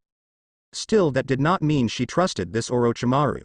If you are trying to trick me, I swear I will make you pay. Tsunade voiced her thoughts, each word as sharp as a knife. The bespectacled man's dimples began to show from under his hood. She had met him after choosing to help the hospital staff heal the sick on a whim. He was apparently some up-and-coming doctor that had learned all he knew from this Orochimaru person. The thing that clenched her hope was when Kabuto explained that Orochimaru was not a human but one of the rare Hubby creatures. If it's supernatural magic, then maybe there is a chance. No need to worry, Tsunade-sama said the man as they entered the church. Our plans are foolproof after all. The clacking of heavy chains being moved about served as Fuka's rude wake-up call. With a splitting headache, the redhead struggled to open her eyes. There were some torches illuminating the area around her, but the cavernous place was still rather dark. Some blurs of movement in her vision signaled she was not alone either. Fuka struggled to summon her light weapon but felt her arms unable to move. Similarly, when she tried to shift her legs, she felt them pressed together with something obstructing their freedom. Focus. A few rapid blinks later and Fuka quickly ascertained the situation involving her body. She was chained up to some kind of crucifix, her arms spread apart and legs pressed together to prevent any kind of movement. It was very clear to her that she was not going anywhere, not on her own. At least the crucifix was not a normal kind either, as she felt some kind of magic preventing her from summoning her weapons. Her eyes flicked around and realized she was in some large crypt. There was a single raised dais to the far right against one of the ends of the room. She quickly recognized the distant figure as Rainier, with her raven wings fluttering behind her. Next to her, a young blonde girl was chained up on a crucifix not unlike her own. All around them were fallen priests in dark robes chanting some rubbish. They must have been in the process of some kind of ritual. Across the room from Fuka was in fact another crucifix with a girl she recognized from Kuo Academy. The bespectacled girl was similarly chained and appeared to be unconscious. Just the thought of Rainier involving innocence in her little power games angered Fuka, but she quickly noted that struggling was futile. Where is Fuin? No other fallen angels were in the room and she failed to sense their presence close by. Fuka gritted her teeth in shame as she fought to remain calm. She had been captured and left for dead by Fuin. If things kept going as they were, Fuka would not survive to see her revenge complete. Fuka was not the type of person to believe in miracles, especially since her fall from heaven, but she sincerely hoped the little pity party Rainier was throwing in the chamber was interrupted by someone she would be fine with not being the only one to have their plans fail for the night. The barrier is complete, Rias Akeno said, now in her shrine maiden outfit. Very well then, Rias pointed to the church now in front of them. Let's go save my naive little servant. Naruto stood alongside Rias' group with Kyuubi and Artemis behind them. Was the glowing white barrier the Citri group had activated to contain the fighting safely. There was now no escape for the contingent of fallen angels that were no doubt hidden somewhere inside. The surrounding area was made of a thick forest that could offer a considerable amount of cover for their enemies if the devils let their guard down. On the other hand, with the sheer manpower their combined groups had, Naruto doubted an ambush would really be effective against them. After they got near the entrance, Akeno jolted slightly. She turned to Rias and whispered something in her ear. Whatever it was, Naruto noticed Rias' eyes narrow. He felt soft fur brush up against his arm and noticed Kyuubi at his side. Whatever Akeno felt, she must have had a similar feeling. Naruto allowed her to lean in close and whisper into his ear. She and I must have sensed the same thing. 3 presences deeper in the forest, they were waiting for us. Must be more fallen angels, Naruto muttered. Rias turned to address their gathered group after Akeno had finished her report. Despite the presence of enemies, her mood remained high. Everyone listen up, Rias said. Her hands drifted to her hips as she began to speak with confidence brimming in her tone. Akeno and I will deal with the 3 outside. I leave Kaneko and Kiba in your care, Naruto. You sure? They are your servants, Naruto asked with one brow raised. Rias trusts you, Naruto-kun, Akeno noted with her usual cheery demeanor. We do as well, Kiba said, readying his sword. Kaneko simply offered him a nod in agreement. With their votes of confidence, he just felt like he had to accept. He would try not to let them down. Alright, let's go then, Naruto said, his own peerage leading the way. Kiba and Kaneko passed Rias and Akeno. The knight paused when the president held his shoulder for a second. Rescue Aika. No matter what Rias said, a hint of worry still left in her. Of course, President Kiba promised. His reassuring smile offered relief to Rias. We definitely will, added Kaneko. A loud bang made them face forward to see Kyuubi had forced the bolted doors to cave in on themselves. Naruto remained back for a moment while his 2 servants entered. He waved for Kiba and Kaneko to join them as he then rushed inside. The Occult Research Club offered each other final goodbyes as they split up. With a team like this, they had to succeed. Hello, devils. As they streamed into the decrepit interior of the church, a loud pitched voice echoed across the room. Naruto followed Kyuubi's gaze and saw some kind of priest standing near the podium at the far end of the room. His white hair was trimmed short and matched the color of the rest of his uniform. In either hand he wielded a light sword and a small pistol that Naruto could only guess was loaded with light bullets. An exorcist. Considering the unnatural curvature of his smile, Naruto had to guess he was unstable. Sona did say the fallen had enlisted the washouts of the church. And who are you?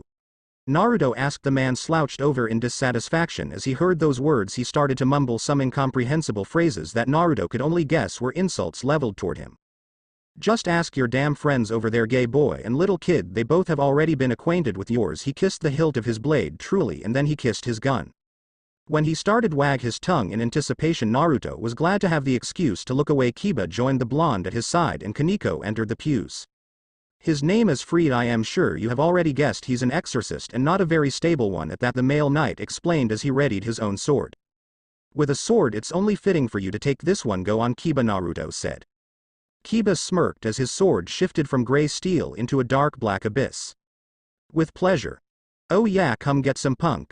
Freed fired a few rounds from his pistol, all blocked by Kiba's blade.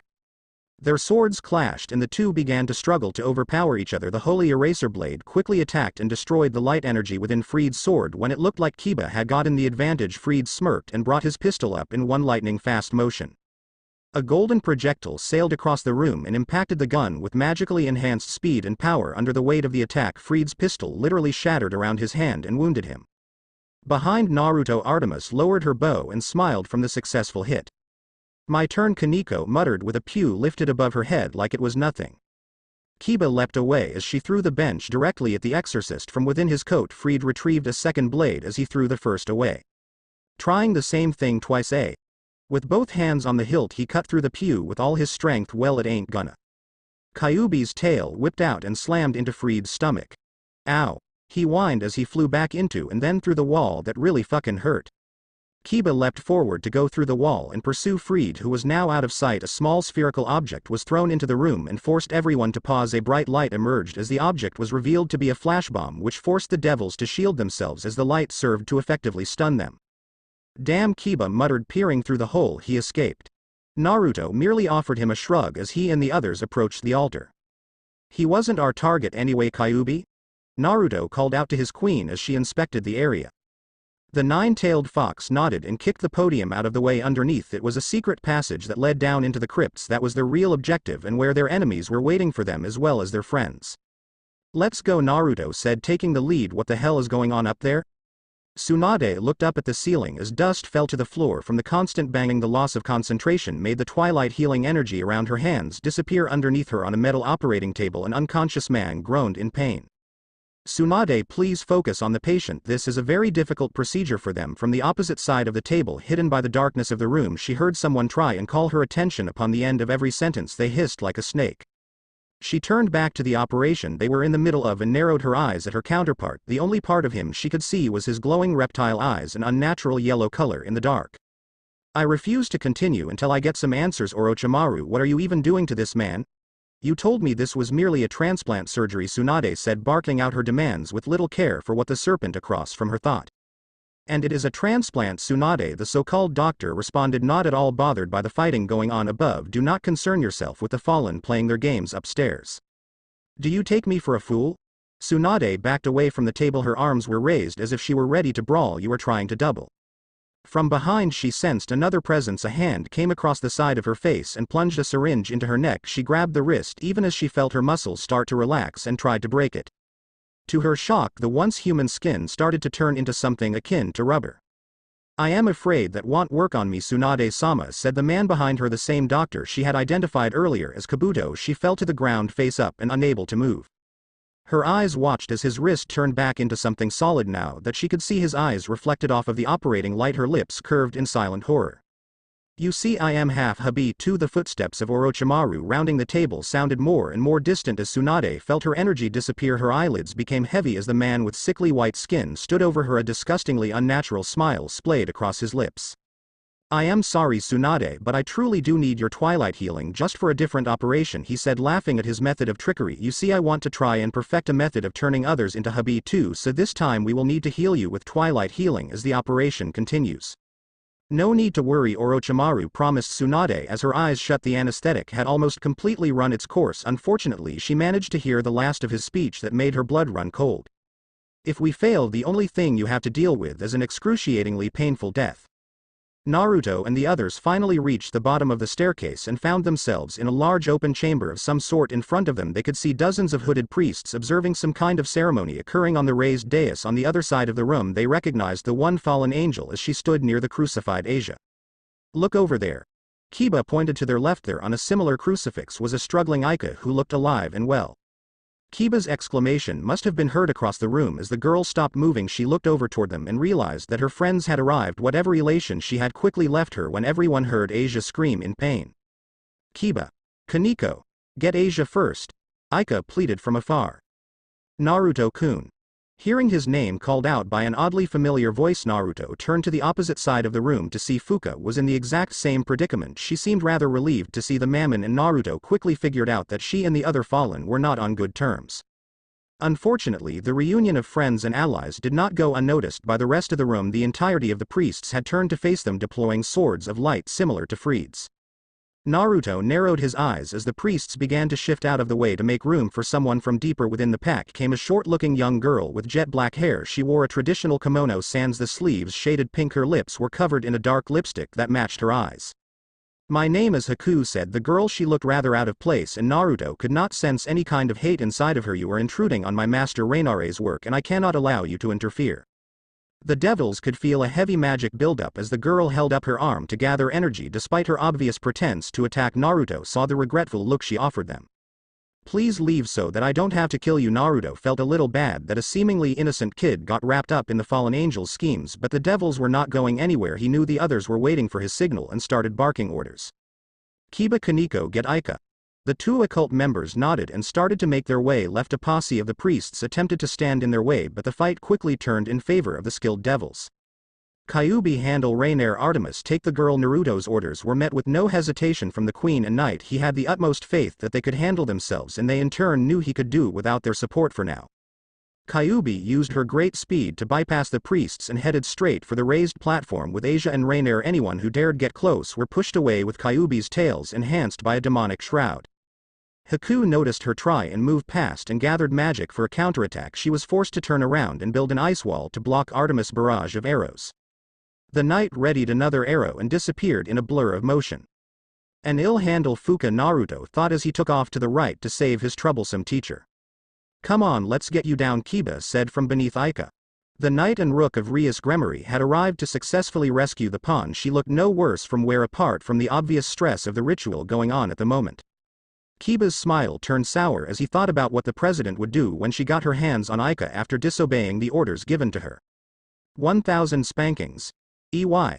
Kaneko shouted as she ripped the chains from Ika's legs and then moved on to the chest. Aika fell without the chains supporting her weight, but Kiba was there to hold her. It ended up very similar to a Princess Carrie, and despite the knight's casual attitude, Aika scrambled to get off him with an embarrassed blush.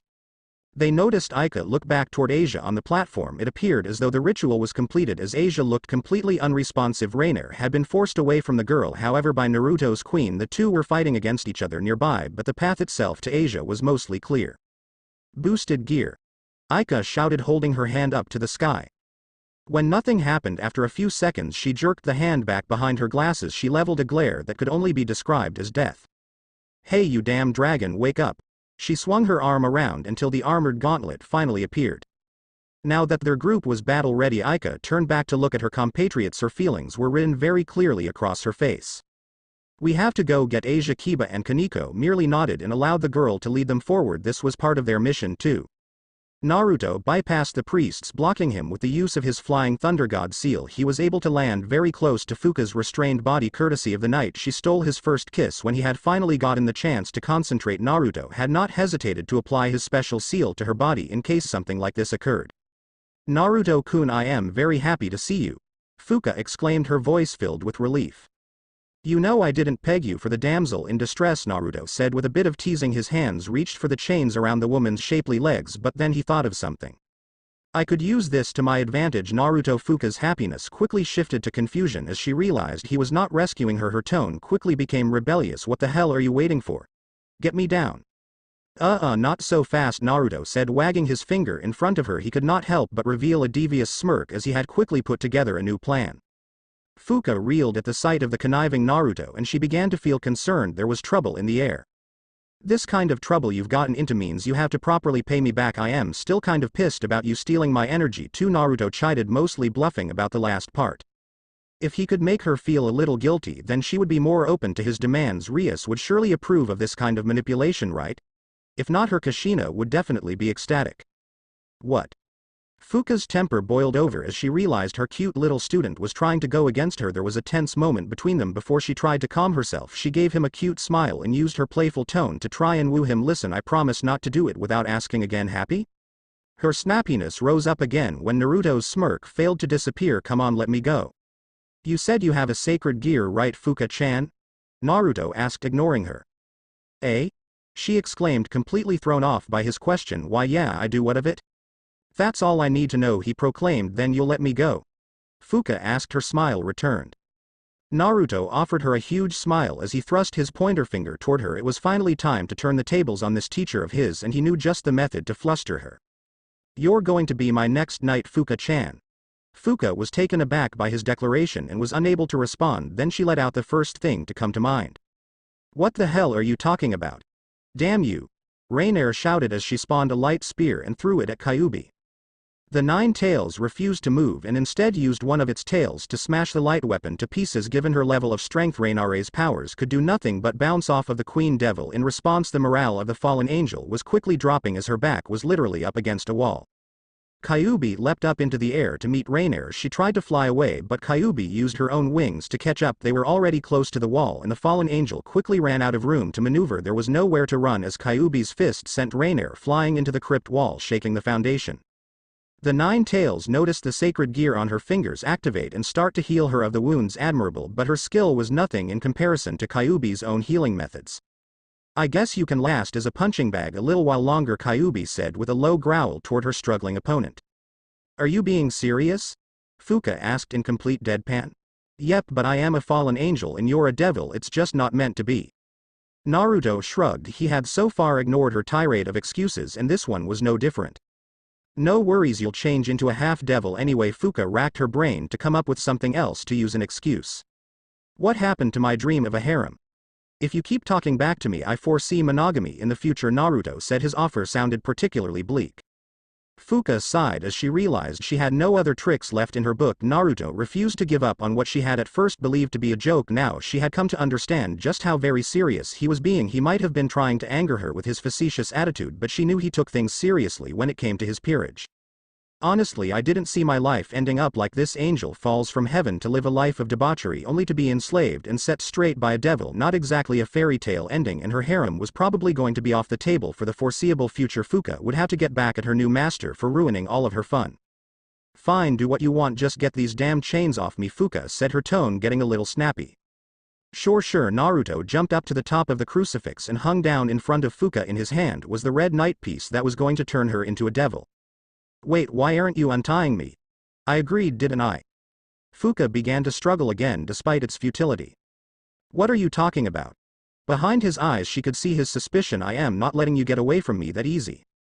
Without further ado he pushed the knight into her chest. A rush of new demonic energy flowed out from the piece and spread inside of her. Fuka could not help but cry out in ecstasy as it was more powerful than anything she had ever felt before. Not even my kisses have been this good.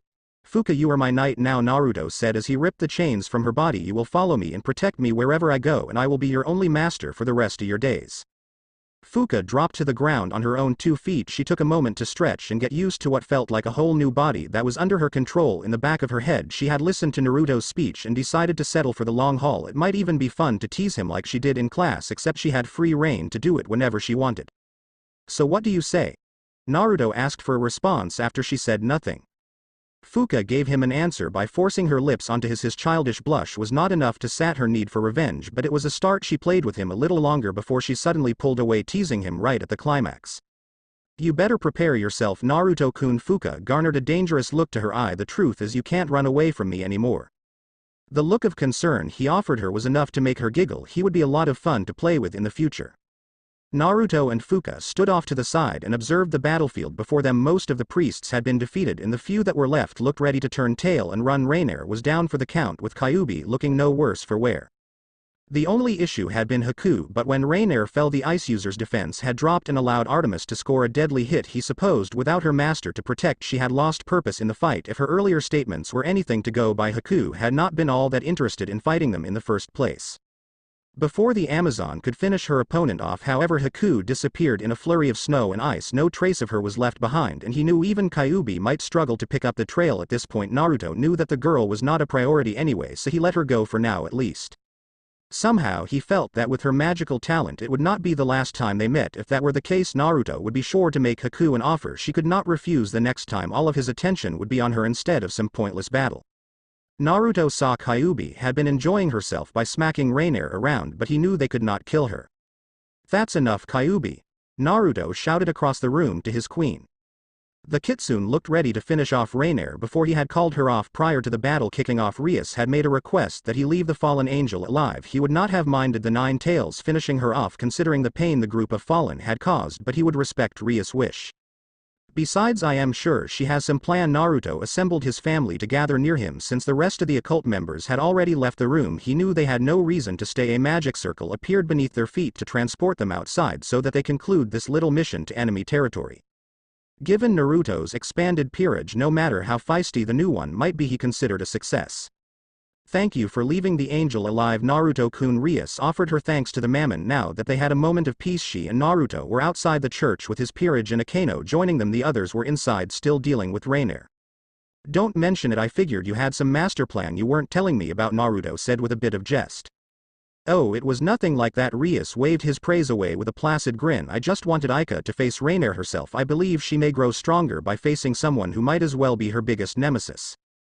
That is some good family planning. I'd like to think I would do the same. Naruto turned to see his own peerage off to the side, each lost in their own thoughts.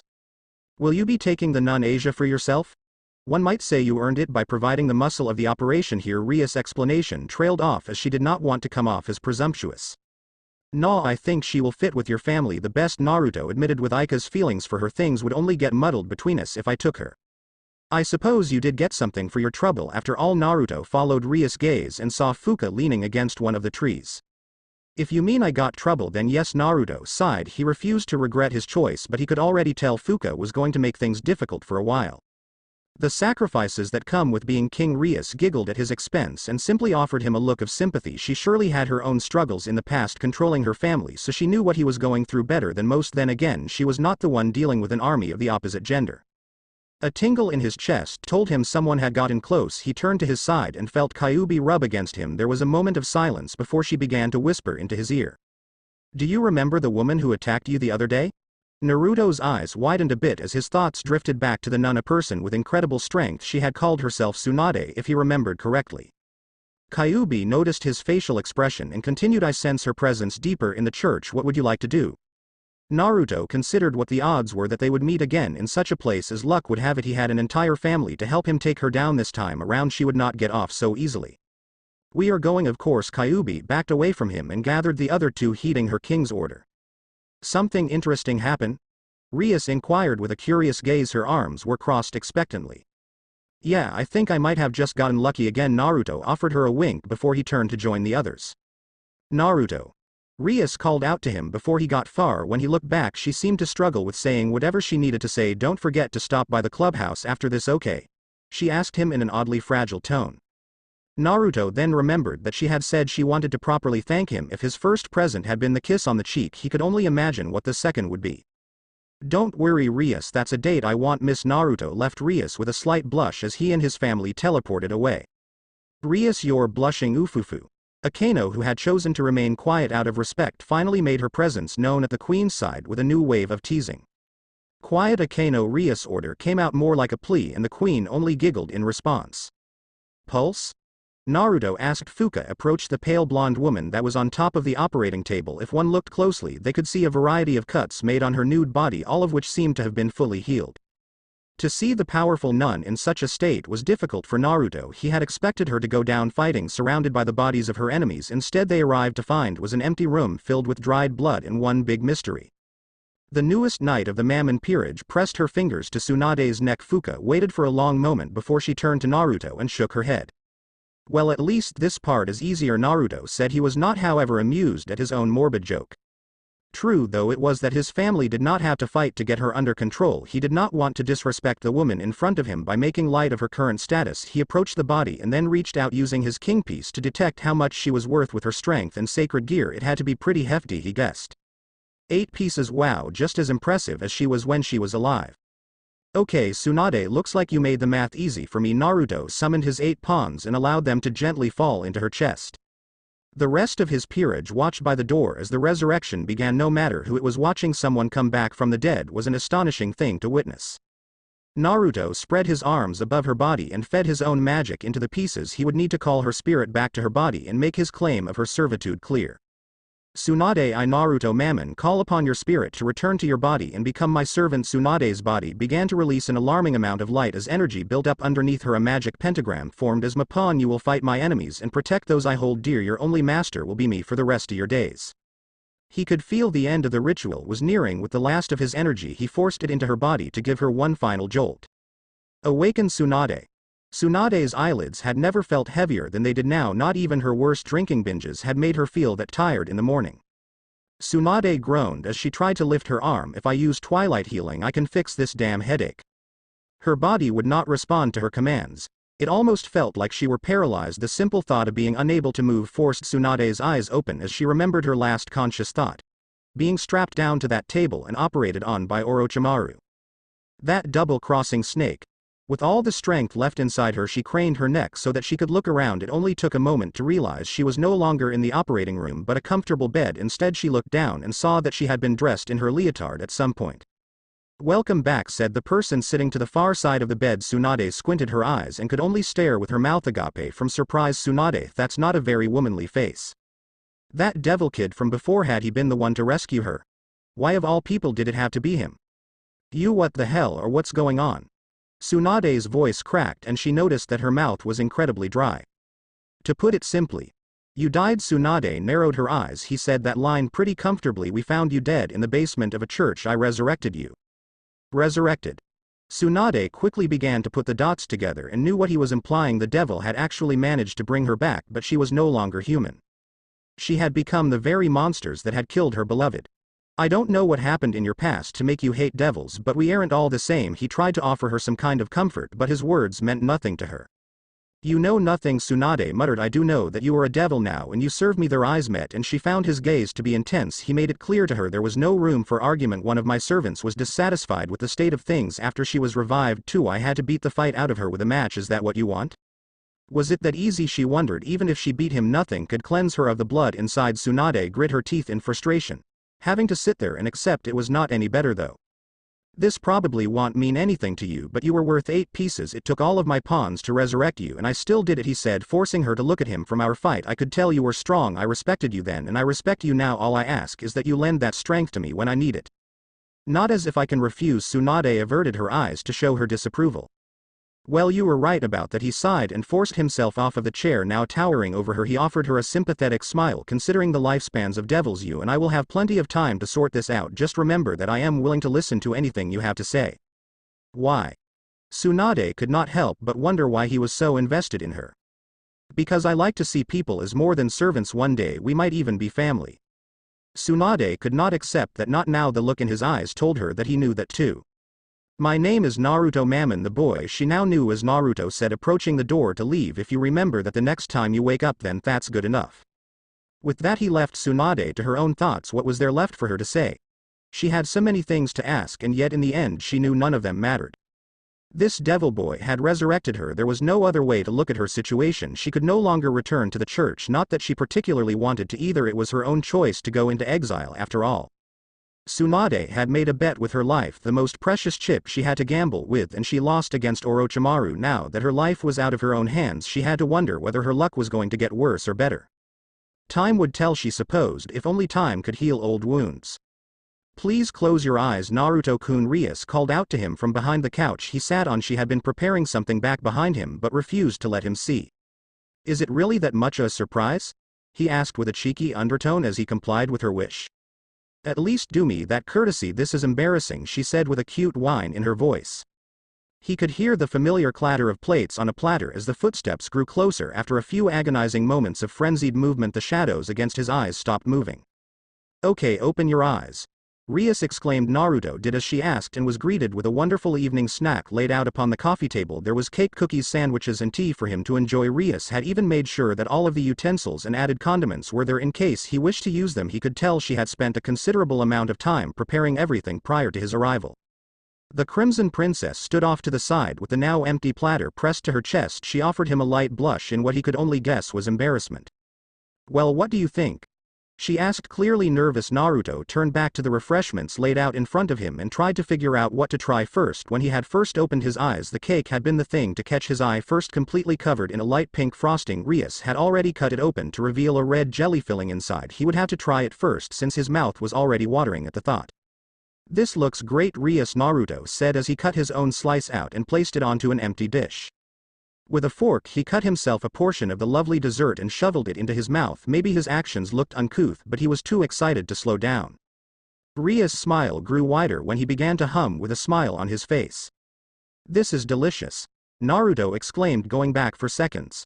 Thank you, I made it myself. Rias suffered another blush when he whipped his head back in surprise. What? Even I can do something like this? If this is your cooking level, I'd love to see what else you're capable of, Naruto said between bites. He graciously accepted the cup of tea the girl offered him. Rias sat next to him but did not partake in the meal. Instead, she chose to simply watch and giggle at his frenzied eating. You're a top-notch fighter and tactician, and you can cook. You are perfect wife material, Rias-chan.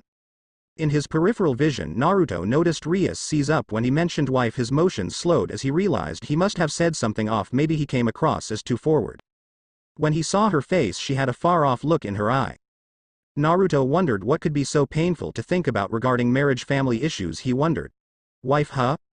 Rias mumbled, her good mood suddenly gone. Naruto chose to eat the remainder of his meal in silence for fear he would further bother Rias. Whatever she had thought of, he could tell she was not quite ready to talk about it as her devil friend, though he would remain close in case she changed her mind. Maybe he could do something to help with that problem too. Thanks for watching.